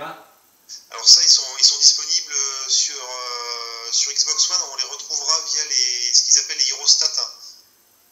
C'est un système qui est mis en place par Microsoft qui permet de savoir combien de Tours de France ont été gagnés. Je ne sais plus, il y a différentes choses encore, je ne sais plus tout en tête. Mais ça, c'est disponible pour Xbox One. Par contre, sur la version PlayStation, on a enlevé les leaderboards pour deux raisons. C'est que ça nous posait beaucoup de problèmes pour la sortie du jeu parce pour la validation des leaderboards, c'est quelque chose qui prend pas mal de ressources, qui ne nous paraissait pas être un mode, à nos yeux, qui ne nous paraissait pas être le cœur du jeu. Et donc on a préféré ne pas le remettre cette année, sachant qu'on a découvert aussi quelque chose, c'est que les leaderboards entre différentes plateformes, notamment par exemple pour les temps des chronos, ne sont pas forcément comparables. Comparer le temps d'un chrono sur PS4 et le temps d'un chrono sur PS3, il y a des différences. Et donc on s'est dit qu'à partir du moment où c'est pas comparable entre plateformes, c'était quand même assez embêtant. Donc là, cette année, on a préféré s'en séparer pour essayer d'y repenser d'une manière différente pour l'année prochaine. D'accord. Alors maintenant que tu as abordé ce mode défi descente, est-ce qu'il y aura d'autres modes? On retrouvera les modes habituels multijoueurs en local, donc en écran splitté, que ce soit en coopération ou en versus, ça, on les a gardés. On aura aussi un échauffement, comme l'année dernière, qui permettra de prendre le jeu en main. Donc pour les gens qui connaissent, forcément ça n'aura pas un grand intérêt. Par contre, pour ceux qui découvrent, qui veulent avoir quelques petits conseils comme ça avant de commencer la première partie, bon, c'est toujours mieux, ça prend à peine 10 minutes, mais au moins on peut partir dans son premier Tour de France sans découvrir des choses au fur et à mesure. Oui, c'était le mode qui permettait de reconnaître certaines portions d'étapes. Non, ça c'est bon. L'échauffement, c'est un mode en 10 minutes qui permet de... Ah, le tutoriel? D'apprendre des contrôles, c'est le tutoriel, voilà, oui, exactement. D'accord. Et il est toujours présent. Bon, c'est pas vraiment un mode de jeu, c'est vraiment pour les gens qui découvrent, hein. On est d'accord, hein. Les gens vont pas s'amuser à faire du tutoriel plusieurs fois. Et sinon, il y aura toujours donc l'éditeur de nom aussi, pour pouvoir renommer les coureurs. Sachant donc justement cette année dans l'éditeur de nom, il y a deux petites nouveautés. On peut renommer les coureurs légendaires et on peut renommer l'équipe par défaut du mode Pro Team. D'accord. C'est deux petits trucs, mais bon, pour ceux qui veulent personnaliser le jeu au maximum, c'est possible. Oui, d'ailleurs, on ne l'avait pas évoqué dans le Pro Team, mais il y avait eu un concours sur les maillots. L'année dernière, il n'y en avait que 4 de disponibles. Et là, j'ai suivi un petit peu ce concours. Vous avez enrichi votre vestiaire. Ouais, cette année, on a 26 maillots. Ah, énorme. Donc je vous laisserai découvrir les 26 maillots. On a choisi donc il y a les maillots de l'an dernier, les maillots du concours, et plus des créations qu'on a fait en interne sur un thème tout simple, c'est les maillots nationaux. Ah d'accord. Voilà, c'est-à-dire qu'on pourra, les joueurs qui veulent se faire une équipe de...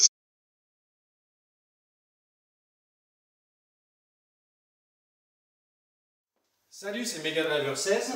On se retrouve aujourd'hui pour une vidéo particulière puisque nous allons aborder le futur jeu Tour de France 2015 qui est développé par Cyanide. Et pour ce faire, je vais être bien accompagné puisque on a au bout du fil Patatras qui travaille justement chez Cyanide et que je vais laisser se présenter lui-même. Bonjour Patatras. Bien, bonjour à tous, donc moi c'est Patatras, je suis game designer sur Tour de France depuis 4 ans maintenant. Et donc j'ai aussi travaillé un petit peu sur les pro cycling au début ou pendant les 2 premières années. Et là depuis 2 ans je suis exclusivement sur Tour de France, toute l'année, voilà. Ok, ben très bien. J'apporterai juste, avant d'entrer dans le vif du sujet, 2 petites précisions. À savoir que les images que vous voyez en fond, ce sont des images du Tour de France 2014, qu'il n'y ait pas de confusion.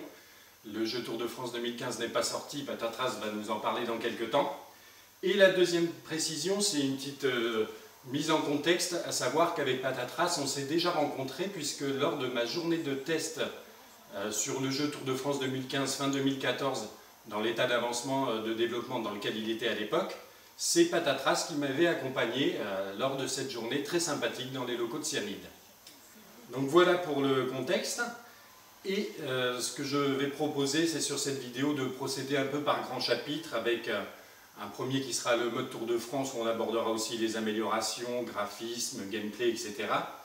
Un deuxième volet qui sera plus consacré au Pro Team et un troisième sur les autres éventuels modes de jeu que nous détaillera éventuellement Patatras. Avant de commencer donc avec le mode Tour de France, je voulais juste avoir quelques informations pratiques, si tu peux nous les donner Patatras, à savoir la date de sortie et les supports pour ce jeu Tour de France 2015. Alors, a priori, si tout se passe bien, le jeu sortira donc le 19 juin. C'est la date sur laquelle on est fixé. Je dirais que normalement on est dans les délais, puisqu'à l'heure où je vous parle, on est en train de faire les versions et on est en train de les envoyer chez Sony et Microsoft pour validation. Donc normalement, au niveau du planning, on est bien. Et donc il y aura une version PS4, PS3 et Xbox One. Et pas concrètement, mais contrairement à ce qui avait été dit, où il y aurait une version Xbox One seulement téléchargement, on a eu la bonne nouvelle de la part de Focus où a priori sur Xbox One le jeu sortira aussi en boîte. Donc, pour tous ceux qui sont un petit peu allergiques au téléchargement, ils pourront se procurer le jeu en physique en magasin. Donc il n'y aura pas de différence entre PS3, PS4 et Xbox One. Tout le monde aura une version boîte. Contrairement à ce qui avait été annoncé il y a quelques mois. Mais il y aura également les versions téléchargement pour ceux qui aiment bien aussi dématérialiser. Alors, sur PS4 et PS3, je ne sais pas si elles seront disponibles le jour du lancement. Je ne sais pas s'il y a un petit délai. Là, je ne peux pas vous répondre à ce niveau-là. Ça, c'est Focus qui décide avec Sony si le jeu est disponible directement en Day One, en téléchargement. Alors, sur Xbox One, je pense que tout sera en Day One, puisque c'était prévu comme ça à la base. D'accord. Voilà, là je ne peux pas certifier que le jeu sera en téléchargement dès le Day One sur PS4 et PS3, mais il sera en boîte, ça c'est sûr. D'accord, ben, c'est une bonne nouvelle. Et tu peux nous dire pourquoi la 360 n'a pas été choisie? 2 raisons. La première raison, c'est qu'en termes de vente, c'est pas la plateforme leader. Donc ça va aussi avec la seconde raison, c'est que faire 4 plateformes pour la taille de notre équipe, c'est juste impossible en fait. On se limite à 3 parce que si on en fait 4, on va faire des choses pas terribles, enfin, on va être obligé de faire des choses trop vite. Et donc on préfère se concentrer sur 3, ce qui est déjà assez compliqué pour nous à gérer. Et une quatrième, voilà, compte tenu de ses ventes, il a été décidé très tôt, enfin dès le début du développement, de ne pas se lancer sur une version 360.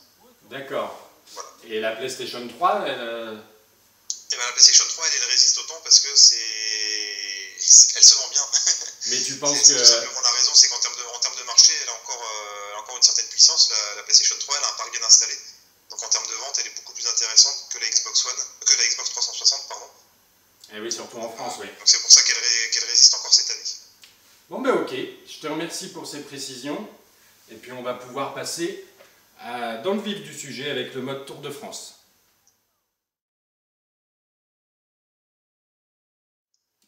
Alors nous allons aborder le mode Tour de France qui constitue a priori encore un mode très important, le mode classique entre guillemets de ce jeu, et on abordera aussi lors de ce chapitre sur le mode Tour de France les aspects, comme je disais, amélioration et potentielles nouveautés en termes de graphisme, d'intelligence artificielle, de gameplay, etc. Donc, Patatras, si tu veux bien nous parler de ce mode Tour de France. Eh bien, le mode Tour de France cette année, il y a des changements évidemment. Je dirais qu'il n'y a pas des changements sur la thématique de ce mode, puisqu'il consiste toujours à jouer de 1 à 21 étapes et essayer de remporter le Tour de France. Toujours un système de missions pour remporter des points, pour progresser dans le jeu. Par contre, ce qui a changé, c'est qu'on a rajouté donc 3 modes de difficulté. Donc maintenant, il va y avoir un mode facile, un mode normal et un mode difficile. D'accord.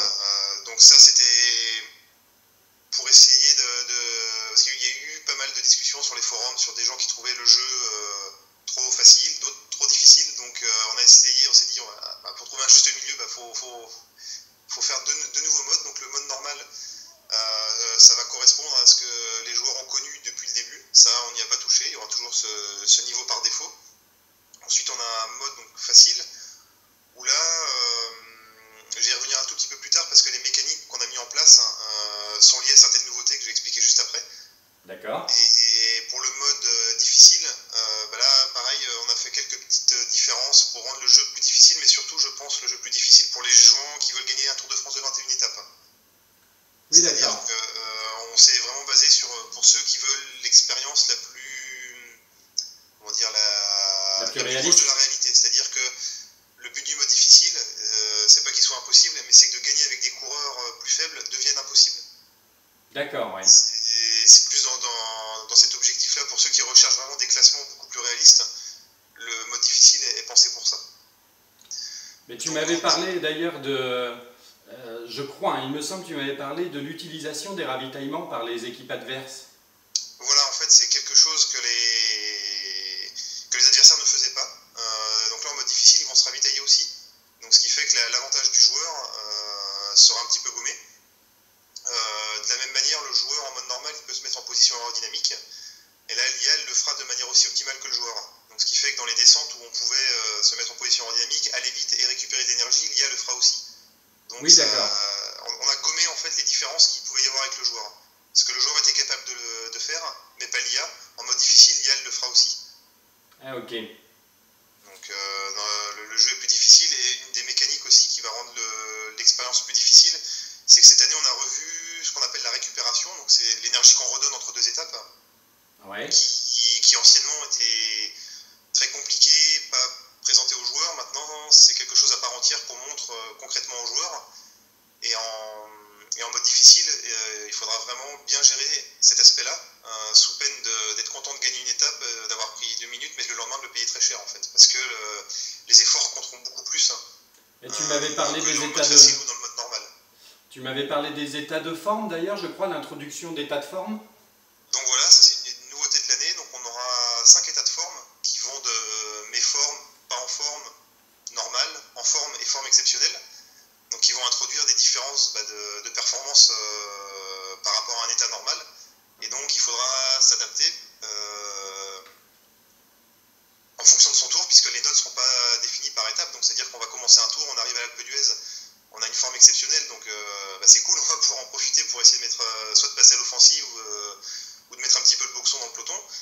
Mais par contre, si on a une forme négative, là on va peut-être plus jouer la défensive et plutôt essayer de suivre. Et donc l'objectif c'est vraiment que les parties soient différentes, que le joueur soit obligé de s'adapter à la forme qu'il va avoir. Et donc justement de ne pas vivre 2 fois le même tour et de sortir un petit peu du côté rigide qu'on pouvait avoir dans les anciens opus. Et les états de forme, ils seront présents sur tous les niveaux de difficulté? Alors, ils seront présents dans tous les niveaux de difficulté. La différence qu'il va y avoir en mode facile, c'est que l'équipe du joueur, elle sera toujours avec des formes positives. D'accord. Alors que l'IA, elle aura des formes plutôt qui auront tendance à être négatives. Ah, je vois. Donc le joueur partira toujours avec un petit avantage. On a joué là-dessus parce que voilà, c'est pas si simple que ça à corriger. C'est toutes ces questions de placement, voilà, c'est vraiment pas évident. Je comprends.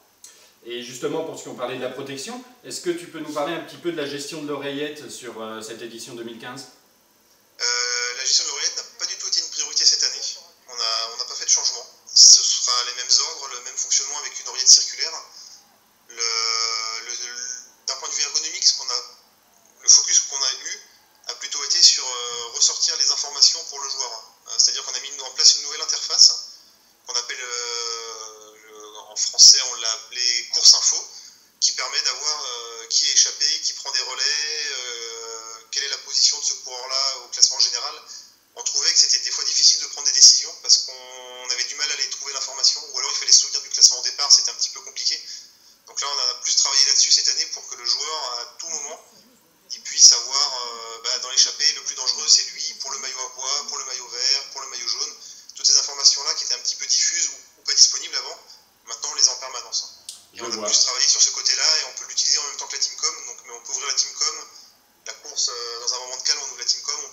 analyser le classement et voir ce qui se passe et savoir si on doit rouler, attaquer ou pas.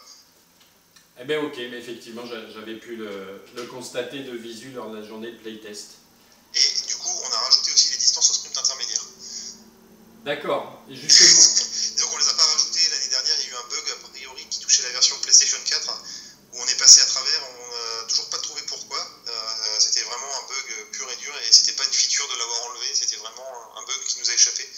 Et on se pose encore la question de comment il nous a échappé puisqu'il est tellement visible que voilà. Ouais, je m'en rappelle. Eh bien, justement, dernier point sur ce mode de jeu classique du Tour de France, est-ce que ça va plus batailler, on en avait déjà parlé, pour le classement grimpeur et le classement maillot vert, les sprints intermédiaires Alors là, sur le classement maillot vert, on a travaillé sur le fait qu'il soit impossible maintenant d'attaquer avant un sprint intermédiaire pour aller choper les points avant les sprinteurs. Ouais. Pour rendre le classement plus cohérent. On a travaillé aussi pas mal sur le classement de la montagne pour que les coureurs qui sont intéressés par le classement, ils tentent de s'échapper et de prendre la bonne sur l'étape de montagne.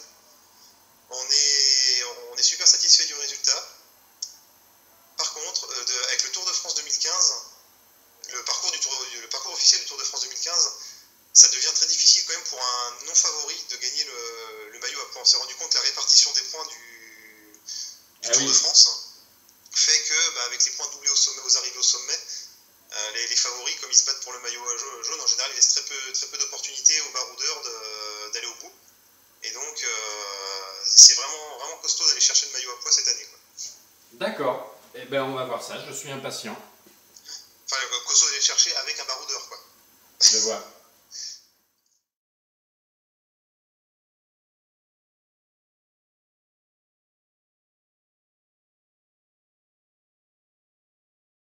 Nous allons aborder maintenant le mode Pro Team, un mode qui me tient particulièrement à cœur, que j'ai bien apprécié sur le 2014 et qui malheureusement comportait quelques bugs, mais c'était une première.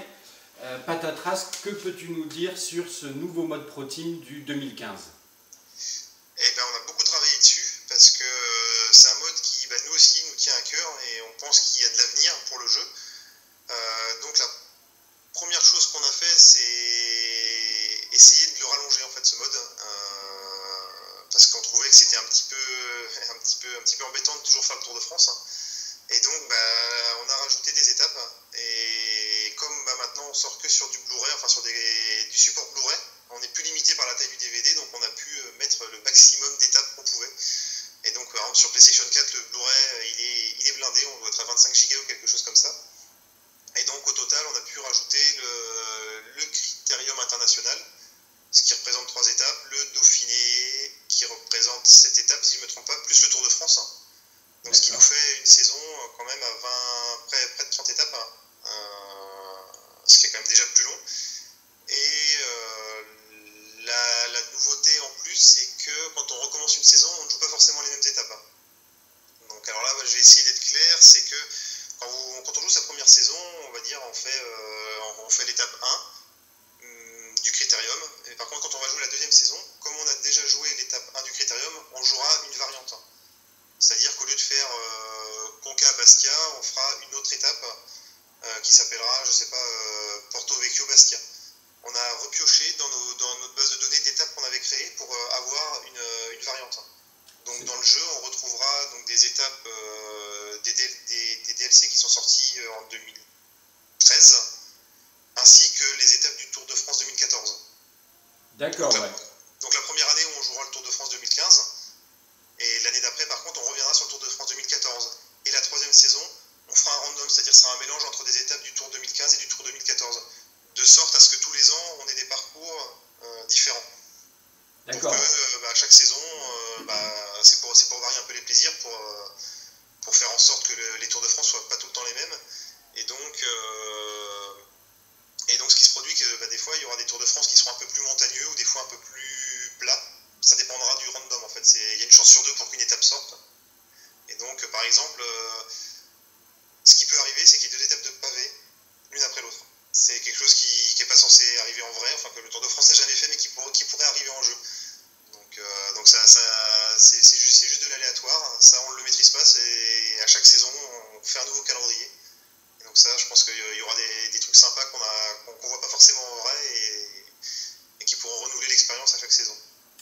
si je récapitule, si j'ai bien compris, pour le Pro Team, une saison sera constituée d'une part du Critérium international, d'autre part du Dauphiné et également en troisième course du Tour de France. Voilà, c'est ça, mais ça se mérite. Parce que quand vous allez commencer la première saison, vous participez au Critérium international, mais par contre, si les résultats ne sont pas suffisants, vous ne serez pas invité au Dauphiné. D'accord. Ouais. Ça veut dire qu'il faudra refaire le Critérium, faire des meilleurs résultats, soit en étant meilleur, soit en ayant acheté des coureurs un peu meilleurs aussi. Et donc là, si dans le Critérium on arrive à faire des bons résultats, on est invité au Dauphiné. Si on fait des bons résultats au Dauphiné, on est invité au Tour de France. Et une fois que les courses sont débloquées, elles sont débloquées tout le temps en fait. C'est juste pour s'assurer qu'on n'arrive pas aussi sur le Tour de France avec une équipe trop faible. Et de faire 21 étapes, être lâché toutes les étapes, c'était pas forcément très fun au début. Donc on s'est dit, là, on va mettre une petite mécanique en place pour faire en sorte que le joueur il arrive sur le Tour de France avec une équipe où il peut quand même faire des échappées quand même. Faut quand même qu'on puisse se faire plaisir et pas tout le temps subir la course. Est-ce qu'il y aura les niveaux de difficulté pour ce Pro Team? De la même manière, il y aura les niveaux de difficulté. En facile, on part avec une équipe qui est un petit peu meilleure de base. Et après, les mécaniques sont les mêmes pour la forme du jour. Pour la récupération, c'est comme pour le mode Tour de France. Et justement, tu parles des équipes. L'année dernière avait été plus ou moins reproché. Les doublons, quand on achetait quelqu'un dans une équipe, ils ne disparaissaient pas de l'effectif. Oui, oui, tout à fait.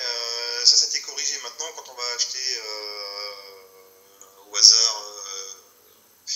J'ai que des coureurs qui ont dont on n'a pas la licence qui me viennent en tête. Quand on va acheter Contador, lui on a la licence, eh bien il disparaît de Saxo et il est dans notre équipe et il n'y a pas un deuxième Contador face à nous. D'accord. Et justement, si on pouvait nommer ça un petit peu un bug entre guillemets, mais bien que ce soit un choix, je crois, l'année dernière, même si vous êtes revenu dessus, concernant d'autres bugs qu'on avait pu constater, du genre le Pro Team sur certaines saisons nous proposait des objectifs irréalisables, par exemple d'avoir avec deux coureurs différents le maillot à pois, ce genre de choses. Vous avez pu revoir un petit peu ces bugs d'objectifs? Alors, oui, on les a complètement revus puisqu'on a supprimé ce système d'objectifs. Là, pour gagner de l'argent, ça va se faire avec une grille de prix, comme une course classique. Au début de chaque épreuve, on vous présente la grille de prix. Par exemple, le critérium, alors les chiffres sont fictifs, je ne les ai plus en tête. Gagner le général, on gagne 10 000 euros jusqu'à la 10e place. Gagner une étape, c'est 5 000 euros. Et les classements annexes, c'est 5 000 euros aussi peut-être. Et après, sur le Dauphiné, les gains sont plus importants, sur le Tour de France aussi. Et c'est juste en faisant du résultat. Il n'y a pas d'objectif lié à des coureurs. D'accord. Et en termes d'effectifs, justement, comme on parle du Dauphiné et du Critérium, j'avais vu une question qui était pertinente à ce propos-là. Les équipes seront les mêmes que... Est-ce qu'il y aura des équipes supplémentaires pour ces courses-là, comme dans la réalité? Non, on est toujours avec les mêmes équipes du Tour de France. La différence, en revanche, c'est que quand on fait le Critérium, on ne va pas se battre contre Contador, parce que Contador, le Critérium, en règle générale, il ne le fait pas. Je ne sais même pas s'il a déjà participé au Critérium international. Donc on va avoir des équipes plus faibles sur le Critérium. Par contre, quand on va arriver sur le Dauphiné, équipe où on n'a pas réussi à avoir la licence, il s'agit d'Europecar, on n'a pas eu de réponse tout simplement. C'est-à-dire qu'au niveau processus, on a la licence avec la IGCP, c'est eux qui gèrent en partie pour faire simple, qui gèrent les droits des équipes, on traite avec eux pour pouvoir utiliser les équipes, et après on doit traiter avec chaque équipe. D'accord. BMC c'est simple, on leur envoie le même formulaire qu'à toutes les équipes pour savoir si on peut utiliser leur maillot, leur nom et le nom des coureurs. On n'a pas de réponse, ils ne nous répondent même pas. Et cette année on a le même cas avec Europcar où on n'a pas eu de réponse du tout. Donc quand on n'a pas de réponse, on peut pas utiliser. Donc là, le seul espoir qu'on ait, c'est que Europcar nous réponde dans les semaines qui viennent, et on essaiera de faire quelque chose pour remettre le maillot et tout, parce qu'après, comme je disais, comme aujourd'hui même, on est en train de faire les masters, donc les versions finales du jeu, c'est un peu compliqué de revenir en arrière. Mais comme c'est des choses qui nous tiennent vraiment à cœur, si vraiment pour une équipe, je pense qu'on essaierait de faire le maximum pour rechanger les données. Mais là, à l'heure actuelle, c'est pour nous, en interne, la mauvaise nouvelle. On a vraiment attendu le dernier moment. On les a enlevés du jeu hier. Jusqu'à hier, on espérait une réponse. Ils nous ont toujours répondu. Cette année, ils nous ont pas répondu. Je ne sais pas pourquoi. On n'arrive pas à avoir de contact. On les a contactés par mail, par téléphone, par fax. On n'y arrive pas. Donc, voilà. Je sais que nous, nous on est déçus, je sais que les joueurs vont être déçus. Mais en l'état actuel des choses, ils seront présents quand même comme la BMC, avec un maillot fictif? Voilà, de la même manière, par contre, il y aura une équipe et on pourra renommer les coureurs. Pour ceux qui veulent renommer les coureurs et avoir les vrais noms, ils peuvent renommer les coureurs. Ok.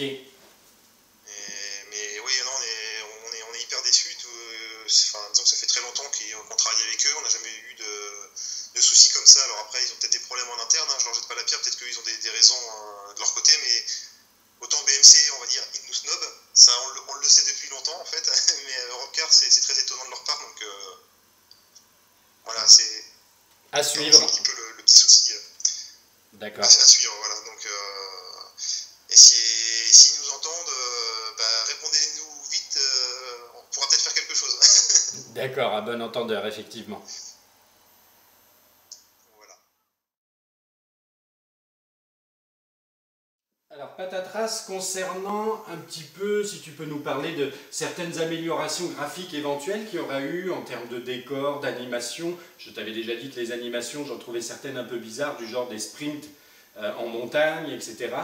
Que peux-tu nous dire sur les améliorations graphiques? Alors, d'un point de vue graphique, il faut tout de suite distinguer la PS3 des autres plateformes. La PS3, on n'a pas fait d'efforts supplémentaires. Les améliorations graphiques, elles concernent surtout la next-gen, où on s'est surtout concentré sur l'ambiance cette année. On a refait toute la foule en montagne pour vraiment avoir une foule qui s'avance sur la route. Ah, comme sur le 2012 un peu, ouais. Et qui s'écarte sur notre passage. On a aussi travaillé on a rajouté quelques petits détails qui manquaient, comme les dossards pour les versions next-gen. Ouais. On a aussi les noms sur la route, les tags, qui rajoutent pas mal de choses au niveau ambiance. Donc quand on est en montagne, on peut voir les noms inscrits sur la route. Et sinon, en termes d'animation, il n'y a pas eu de refonte majeure. On a pris les retours, par exemple le retour que tu évoquais sur les attaques, les animes un peu bizarres. On a modifié quelques animes, on en a rajouté quelques nouvelles. On a fait quelques réglages pour que certaines qui se déclenchaient dans des conditions pas terribles, que ça passe mieux en fait. Mais il n'y a pas une grosse refonte du système d'animation. C'est plutôt du réglage. D'accord. Et en ce qui concerne les maillots nationaux, non, on ne peut pas, pour des contraintes de temps. Juste contrainte de temps parce que comme je disais, là, le jeu est terminé, donc si on met les maillots nationaux, ce sera les maillots nationaux de l'année dernière, et donc on sera plus raccord avec les maillots nationaux au moment où le Tour de France sera lancé. C'est vraiment une question de timing. Effectivement. Après, un petit détail sur le 2012, et je sais que je ne suis pas le seul à penser, il y avait pour les maillots distinctifs certaines équipes qui avaient un short assorti au haut. Pour le maillot à pois, c'était sympathique, ou maillot jaune ou maillot vert. Bref, est-ce que ça c'est revenu ou il n'y a que le haut qui change pour les maillots distinctifs? Non, en fait, il y aura que le haut, il n'y aura pas les cuissards assortis. Disons que c'était pas une feature, c'est qu'il y avait des maillots qui avaient été créés comme ça avec le cuissard directement par la communauté. Et là, on ne fait pas la demande de ces maillots-là pour le moment parce qu'ils ne sont pas officiels. Et comme c'est à la discrétion des équipes de faire ces cuissards ou non, ouais. On s'est concentré de rester sur l'officiel avec les cuissards officiels et les maillots officiels. D'accord. Bon, c'est dommage, il y a quelques couleurs qui s'assortissent mal, mais bon, c'est pas grave, on fera avec. Oui, je suis d'accord, il y avait certaines choses qui étaient plus jolies avec le cuissard assorti. En ce qui concerne maintenant le gameplay, une question bien importante et qui va de pair avec le niveau de difficulté entre guillemets, est-ce que tu n'étais pas sans savoir que quand on mettait l'oreillette en pleine descente, ça nous permettait de passer des virages à fond la caisse et ça pouvait fausser un peu des résultats. Moi c'est comme ça aussi que j'ai pu gagner certains tours avec des outsiders très mal notés. Eh bien c'est corrigé. Tout simplement, il ne sera plus possible d'utiliser l'oreillette dans les virages. Voilà, c'est aussi simple que ça, mais disons que c'est vrai que quand tu es passé dans nos locaux, on a pu en discuter et on ne pensait pas que c'était autant exploité par les joueurs. Alors, je ne veux pas parler au nom des autres. Mais donc, du coup, maintenant, quand on sera dans une zone où la trajectoire est rouge, on ne pourra pas ouvrir l'oreillette. D'accord. Donc, c'est aussi simple que ça, ce sera indiqué dans l'interface que l'oreillette est inaccessible à ce moment-là. Autre petit truc et astuce qu'on a découvert, et là je sais que je ne suis pas le seul à l'utiliser, c'est pour les sprints massifs qui ont souvent été délicats à gérer, que ce soit sur le 2012, 2013, 2014. Là, sur le 2014, on avait la possibilité d'utiliser un ravitaillement vert ou rouge dans le final, à 2 km de l'arrivée, Et là, on pouvait cramer complètement toutes nos barres, c'est pas grave, tant que le ravitaillement faisait effet, on avait de la puissance et on se retrouvait à pouvoir gagner des sprints avec des 72, 73 en sprint, quoi. Et donc là, c'est pareil, ça a été corrigé aussi. Quand on prend un ravitaillement, maintenant, on ne peut plus attaquer tout simplement. Ah d'accord. Donc les ravitaillements, il y aura des nouveaux ravitaillements cette année. Ils sont un petit peu différents, donc il faudra les redécouvrir, mais voilà, maintenant, quand un coureur se ravitaille, il met la main à la poche, donc il s'assoit sur la selle, et donc il ne peut pas attaquer, tout simplement. Et on peut quand même gagner des sprints, parce que moi j'avais du mal sur le 2012 et le 2013. Et on peut toujours gagner des sprints, enfin, nous, il n'y a pas de souci pour en gagner. Après, c'est vrai que pour les gens qui ont du mal, ça va peut-être les handicaper un petit peu plus, parce que ça rend le jeu un petit peu plus difficile, je te l'accorde. Et les mais je pense que tu vas trouver un power-up qui devrait arriver quand même à t'aider. D'accord. On l'avait évoqué aussi lors de la journée de playtest et j'avais vu que ça avait été amélioré. Souvent dans les fins d'étapes sinueuses et où on arrive massivement pour un sprint, j'arrêtais pas de me cogner contre les barrières avec la gestion des trajectoires et j'ai cru avoir vu pendant la journée de test que ça avait été amélioré aussi. Alors on a fait beaucoup de travail dessus, ça a été amélioré, mais pas autant qu'on le voudrait, autant être honnête. Il y a encore, je pense, des gens qui vont pas forcément être satisfaits. Par contre, on a vraiment fait le maximum, mais il y a vraiment des choses très complexes à mettre en place. On a amélioré les choses. Je pense que c'est mieux que l'an dernier. On a moins de problèmes on ne se fait pas éjecter comme avant. En fait, on arrive à peu près à suivre les coureurs, mais c'est vrai que des fois, l'IA a tendance à arriver à couper un tout petit peu mieux que nous les virages. Ce qui provoque un petit décalage. Mais ça n'empêche pas de suivre et d'être dans le peloton. Bon, on verra sur place effectivement. Sinon, je voulais aussi évoquer le problème, entre guillemets, dont je t'avais déjà fait part lors de la journée de playtest, de la gestion des coéquipiers, en particulier quand on leur demande de nous protéger. J'avais trouvé que sur 2014, ils avaient tendance limite à nous gêner, à nous freiner par moments. Qu'avez-vous pu faire sur ce point-là? Eh bien ça, on a bien entendu ta requête, mais par contre on n'a pas réussi à le corriger, parce que tout simplement c'est un problème beaucoup plus profond de placement de coureurs. Comment faire simple? C'est-à-dire que le placement des coureurs dans le peloton, il est régi par certaines règles, et toucher à ça, ça pose pas mal de soucis, parce que le placement, c'est quelque chose d'important dans le vélo, et dès qu'on touche à ça, sur les coureurs qui remontent et les coureurs qui laissent passer, eh bien ça provoque des bugs des fois beaucoup plus profonds. Et donc là, je dirais que c'est un problème qu'il faut qu'on aborde dès le début du développement du prochain. Quand tu nous as fait ces retours-là lors du playtest, c'était déjà un poil tard en fait, et on n'a pas pu faire de grands changements. Et donc au final non, on n'a pas fait de grands changements, on n'a rien fait du tout, puisque ça remettait en cause beaucoup de choses, on n'avait pas les délais nécessaires pour être sûr que ça marche. Mais c'est dans les cartons. C'est dans les cartons, enfin le truc est bien noté, enfin ça y a pas de souci, et je le reconnais, moi même quand j'utilise la protection, quand je joue, des fois je me dis mais j'aimerais bien que tu te pousses, mais en mode facile on n'a pas voulu jouer sur l'IA. L'IA elle est la même pour les 3 modes de jeu, parce qu'en fait on veut pas que le joueur qui joue en facile, ce qu'il a appris en mode facile ne puisse pas lui servir en mode normal ou difficile.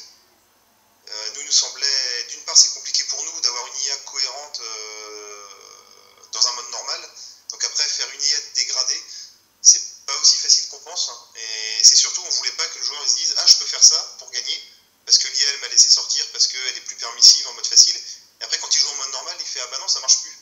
Non, nous on voulait vraiment que le mode facile soit une porte d'entrée pour découvrir les mécaniques du cyclisme, et ne pas penser qu'il y a des choses qui soient faisables dans un mode ou dans un autre. Donc c'est pour ça qu'on a plus joué sur des mécaniques, sur ce qu'on appelle la physique du joueur, sa récupération, sa forme du jour, des choses comme ça, mais l'IA par contre elle réagit toujours de la même manière. Donc il n'est pas question de prendre un Contador et de s'échapper sur une étape de plaine, même en mode facile, parce qu'on ne veut pas qu'il y ait des joueurs qui croient que c'est possible. En fait, on a voulu quand même garder l'essence même du vélo et des stratégies cyclistes en fait. Je vois. Et justement, tu évoques les échappées, j'ai pu voir sur les différents forums et le constater, puisque je joue depuis l'édition 2012.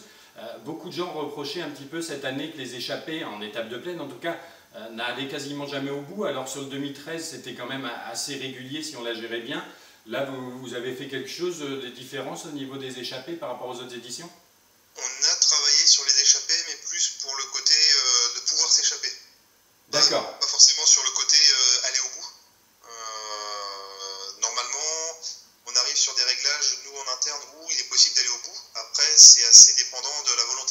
c'est vrai que le joueur, c'est quelque chose d'assez aléatoire en fait, un peu comme en vrai en fait.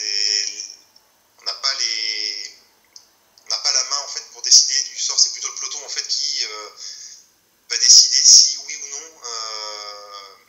Il laisse partir l'échappée, oui. Voilà, il laisse partir. Enfin, laisse se développer, oui. La nouveauté de cette année, elle est plutôt liée à la forme du jour, c'est-à-dire que si vous avez des sprinteurs qui sont tous dans une forme du jour exceptionnelle, il y a très peu de chances pour que l'échappée aille au bout parce qu'ils vont faire rouler leurs équipiers. Alors que par contre, si tous les sprinteurs ils se sentent pas super bien, là l'échappée, il y a plus de chances qu'elle aille au bout. Parce qu'ils vont peut-être moins vouloir faire rouler leurs équipiers parce qu'ils sont pas dans une super forme. Donc c'est là-dessus qu'on joue. Avant, c'était quand même assez aléatoire, c'était plutôt du random. Alors que maintenant, on a vraiment quelque chose sur lequel se baser. Là, ça, le joueur ne le sait pas en course, par contre. Mais nous, maintenant, on a quelque chose de plus tangible pour gérer ce phénomène. Ok. Je voulais te poser une question qui revenait aussi sur vous, sur votre forum d'ailleurs. L'échelle, c'est toujours un 5e, tu confirmes? L'échelle, c'est toujours un 5e, et je sais qu'il y a beaucoup de discussions, notamment sur nos forums officiels, où il y a des joueurs qui apprécient énormément l'échelle 1,5 du premier et du deuxième opus, il me semble, mais pour des raisons de production, c'est totalement impossible pour nous maintenant de revenir en arrière. Et même d'un point de vue design du jeu, je trouve, nous en interne, les sections, on pense que c'est une très mauvaise chose. Et l'échelle 1,5 est forcément synonyme de section. Si on fait du 1,5, on sera obligé de mettre des sections, on ne pourra jamais produire toutes les étapes en entier, c'est irréalisable. Il faudrait que l'équipe elle presque quadruple de taille, je pense. Donc c'est vraiment inenvisageable. Ah ben moi ça me va bien. Oui, bah après voilà, mais je pense que c'est subjectif. On pourrait faire un jeu en demi, la preuve, il y en a eu un, ça marchait, ça plaît à certaines personnes. Mais je pense que quand même c'est une minorité, et en règle générale, on a plutôt une tendance où un 5e, c'est un bon compromis pour pouvoir avoir des sensations correctes et pas y passer sa vie en fait. Même si on doit lancer le sprint à 1 km de l'arrivée. Mais il faut voilà, s'y faire. C'est des concessions, mais je pense que quand on y joue, on s'y habitue. Et après, voilà, bon, c'est 1 km, je suis totalement d'accord que c'est pas réaliste, mais... Non, mais après, bon, voilà, s'il faut faire une étape, jouer pendant 3 heures pour arriver à faire 2 étapes, je pense qu'il n'y a pas beaucoup de monde qui a ce temps en fait. Pour jouer et pour finir un tour de 21 étapes, ce serait très très long. Et je suis d'accord. Est-ce que tu peux nous dire par rapport aux effectifs, est-ce que le système des notations un petit peu, et en particulier des coureurs qui ont fait des exploits récemment, comme des coureurs français en particulier, à la Philippe, Sénéchal, qui ont bien marché, comment vous avez géré un petit peu au niveau des notations, et est-ce qu'il y a une mise à jour des stats de prévus, ce qui n'avait pas été le cas sur le 2014? Alors, quand tu parles de mise à jour, excuse-moi, je te tutoie. Oui, bien sûr. On fait comme ça. Au niveau des notations... Oui, les notations des coureurs, et puis sur les anciens opus, il y avait un DLC qui sortait en courant d'année avec la mise à jour des stats. Le DLC n'a pas été fait l'année dernière. J'ai pas de raison officielle, parce qu'en fait, on pensait le faire, ça s'est pas fait. On est très vite reparti sur le Tour de France 2015. Et justement, sur le 2015, vous avez prévu quoi? On savait qu'on ferait pas de DLC course, ça avait été acté assez tôt. Et au final, la mise à jour, je pense qu'il y a peut-être une incompréhension, c'est qu'elle faisait partie des DLC, la mise à jour. Et en fait, on l'a pas fait. Et c'est après coup, on s'est dit, on l'a pas fait. En fait, il y a eu un petit micmac de ce côté-là. Pour l'année prochaine, pour 2015, je sais pas si on en fera une, je ne promets rien. Mais c'est juste que l'année dernière, il y a eu une sorte de flottement, et puis après, on a commencé le développement du 2015, et c'était en quelque sorte trop tard. Mais pour les effectifs de base du 2015, vous vous êtes basé sur quoi? Pour le 2015, alors moi j'ai fait un gros travail cet été justement pour remettre tout à jour, sachant que là, la DV qui va être livrée dans le jeu, les notations ont été terminées après Liège-Bastogne-Liège. On n'a pas pris en compte par exemple le Tour de Romandie, donc la victoire de Zacharine. Zacharine ne sera pas au niveau qu'il a pu avoir sur le Tour de Romandie. D'accord. Par contre, Alaphilippe a bien été pris en compte. Sénéchal aussi. Sénéchal, l'année dernière, j'ai vu qu'il y avait vraiment une grosse erreur, c'est-à-dire que l'année dernière, il n'a pas du tout été mis à jour, puisqu'il était à 55 partout, il me semble. Dans toutes ses notes, il avait 55, donc ça, c'est typiquement le cas d'un coureur qu'on a oublié, mais à coup de pas. On n'a pas fait le nécessaire sur ce coureur-là. Parce que ce qu'il faut savoir, donc, comment ça fonctionne, c'est on est 3 équipe où on discute des coureurs, des notes, et ça se fait avec des gens de Pro Cycling Manager. Et après, nous, on a quelques petites spécificités qui font que Pro Cycling et Tour de France n'ont pas les mêmes notes. C'est que nous, on se base quand même avec l'objectif que c'est les performances des coureurs sur le Tour de France. Oui, je vois. Ouais. Par exemple, Pro Cycling Manager, ils ont un cas concret, par exemple, c'est Nibali est plus fort en pavé, il me semble, dans le Tour de France, par rapport à ce qu'il a fait sur le Tour de France, que dans Pro Cycling Manager, parce que Pro Cycling Manager, on sait que sur Paris-Roubaix, il fera rien, donc il ne faut pas que Nibali non plus se mette à pouvoir gagner Paris-Roubaix, par exemple, sur Pro Cycling Manager. Donc c'est des différences entre les deux jeux.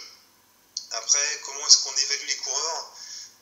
C'est pas mal à force de simulation, on simule des courses, on voit les résultats, et on voit, tiens, par exemple, à la Philippe, pourquoi est-ce qu'il fait des résultats qui sont pas à la hauteur? Peut-être parce que, ah oui, en fait, en vallon, il lui manque peut-être un petit point pour arriver à rivaliser avec les meilleurs, ce genre de choses, en fait. Après, voilà, on regarde les résultats qu'on a, et on essaye de voir ce qui peut être amélioré, ou pourquoi les résultats sont pas forcément comme ceux de la réalité, en fait. Et en ce qui concerne les effectifs des titulaires qu'on aura sur le Tour de France, est-ce qu'on aura la main dessus, sur notre équipe, pas seulement notre équipe Alors en fait, comme je disais, comme c'est terminé très tôt, après Liège-Bastogne-Liège, on ne peut pas se baser sur les listes officielles. Donc le parti pris qu'on a eu en interne, c'est de mettre les meilleurs coureurs. D'accord, comme sur Tour de France 2014, à l'exception Voilà. de Quintana, vous saviez depuis le début qu'il n'était pas présent. Disons ce qui s'est passé sur les anciens Tours de France avant 2014, c'est qu'on terminait le jeu beaucoup plus tard, ce qui provoquait pas mal de problèmes parce qu'on était vraiment dans un gros rush à la fin, donc ça permettait de faire des ajustements par rapport aux annonces des équipes qui disaient lui fera pas le tour, un tel et tel, donc on avait une petite marge, mais cette marge-là elle n'existe plus malheureusement pour l'ADB, mais heureusement pour nous parce que ça nous permet de faire un jeu qui est quand même un peu mieux fini. On essaie d'améliorer tous les ans la finition et tout ce qui est bug, et donc les dates de finition sont maintenant beaucoup plus tôt, et donc l'ADB elle est arrêtée. Je pense que sur les dernières éditions, avant 2014, l'ADB on l'a modifié quasiment jusqu'à la fin presque la fin du Tour d'Italie. Ah oui. Pour donner un ordre d'idée, alors que maintenant on l'arrête après Liège-Bastogne-Liège. Et à quel point on aura la main sur nous-mêmes dans le jeu, modifier les titulaires des équipes? Ah, ce sera que pour notre équipe. Là, on n'a pas changé le fonctionnement. D'accord. Ça n'a pas bougé. Après, je voulais aborder, juste pour finir ce mode de jeu Tour de France, les licences alors des équipes, vous en êtes où? Est-ce qu'on aura de bonnes surprises du genre la BMC en rouge, etc. Eh bien, je vais pas faire de fausses joies.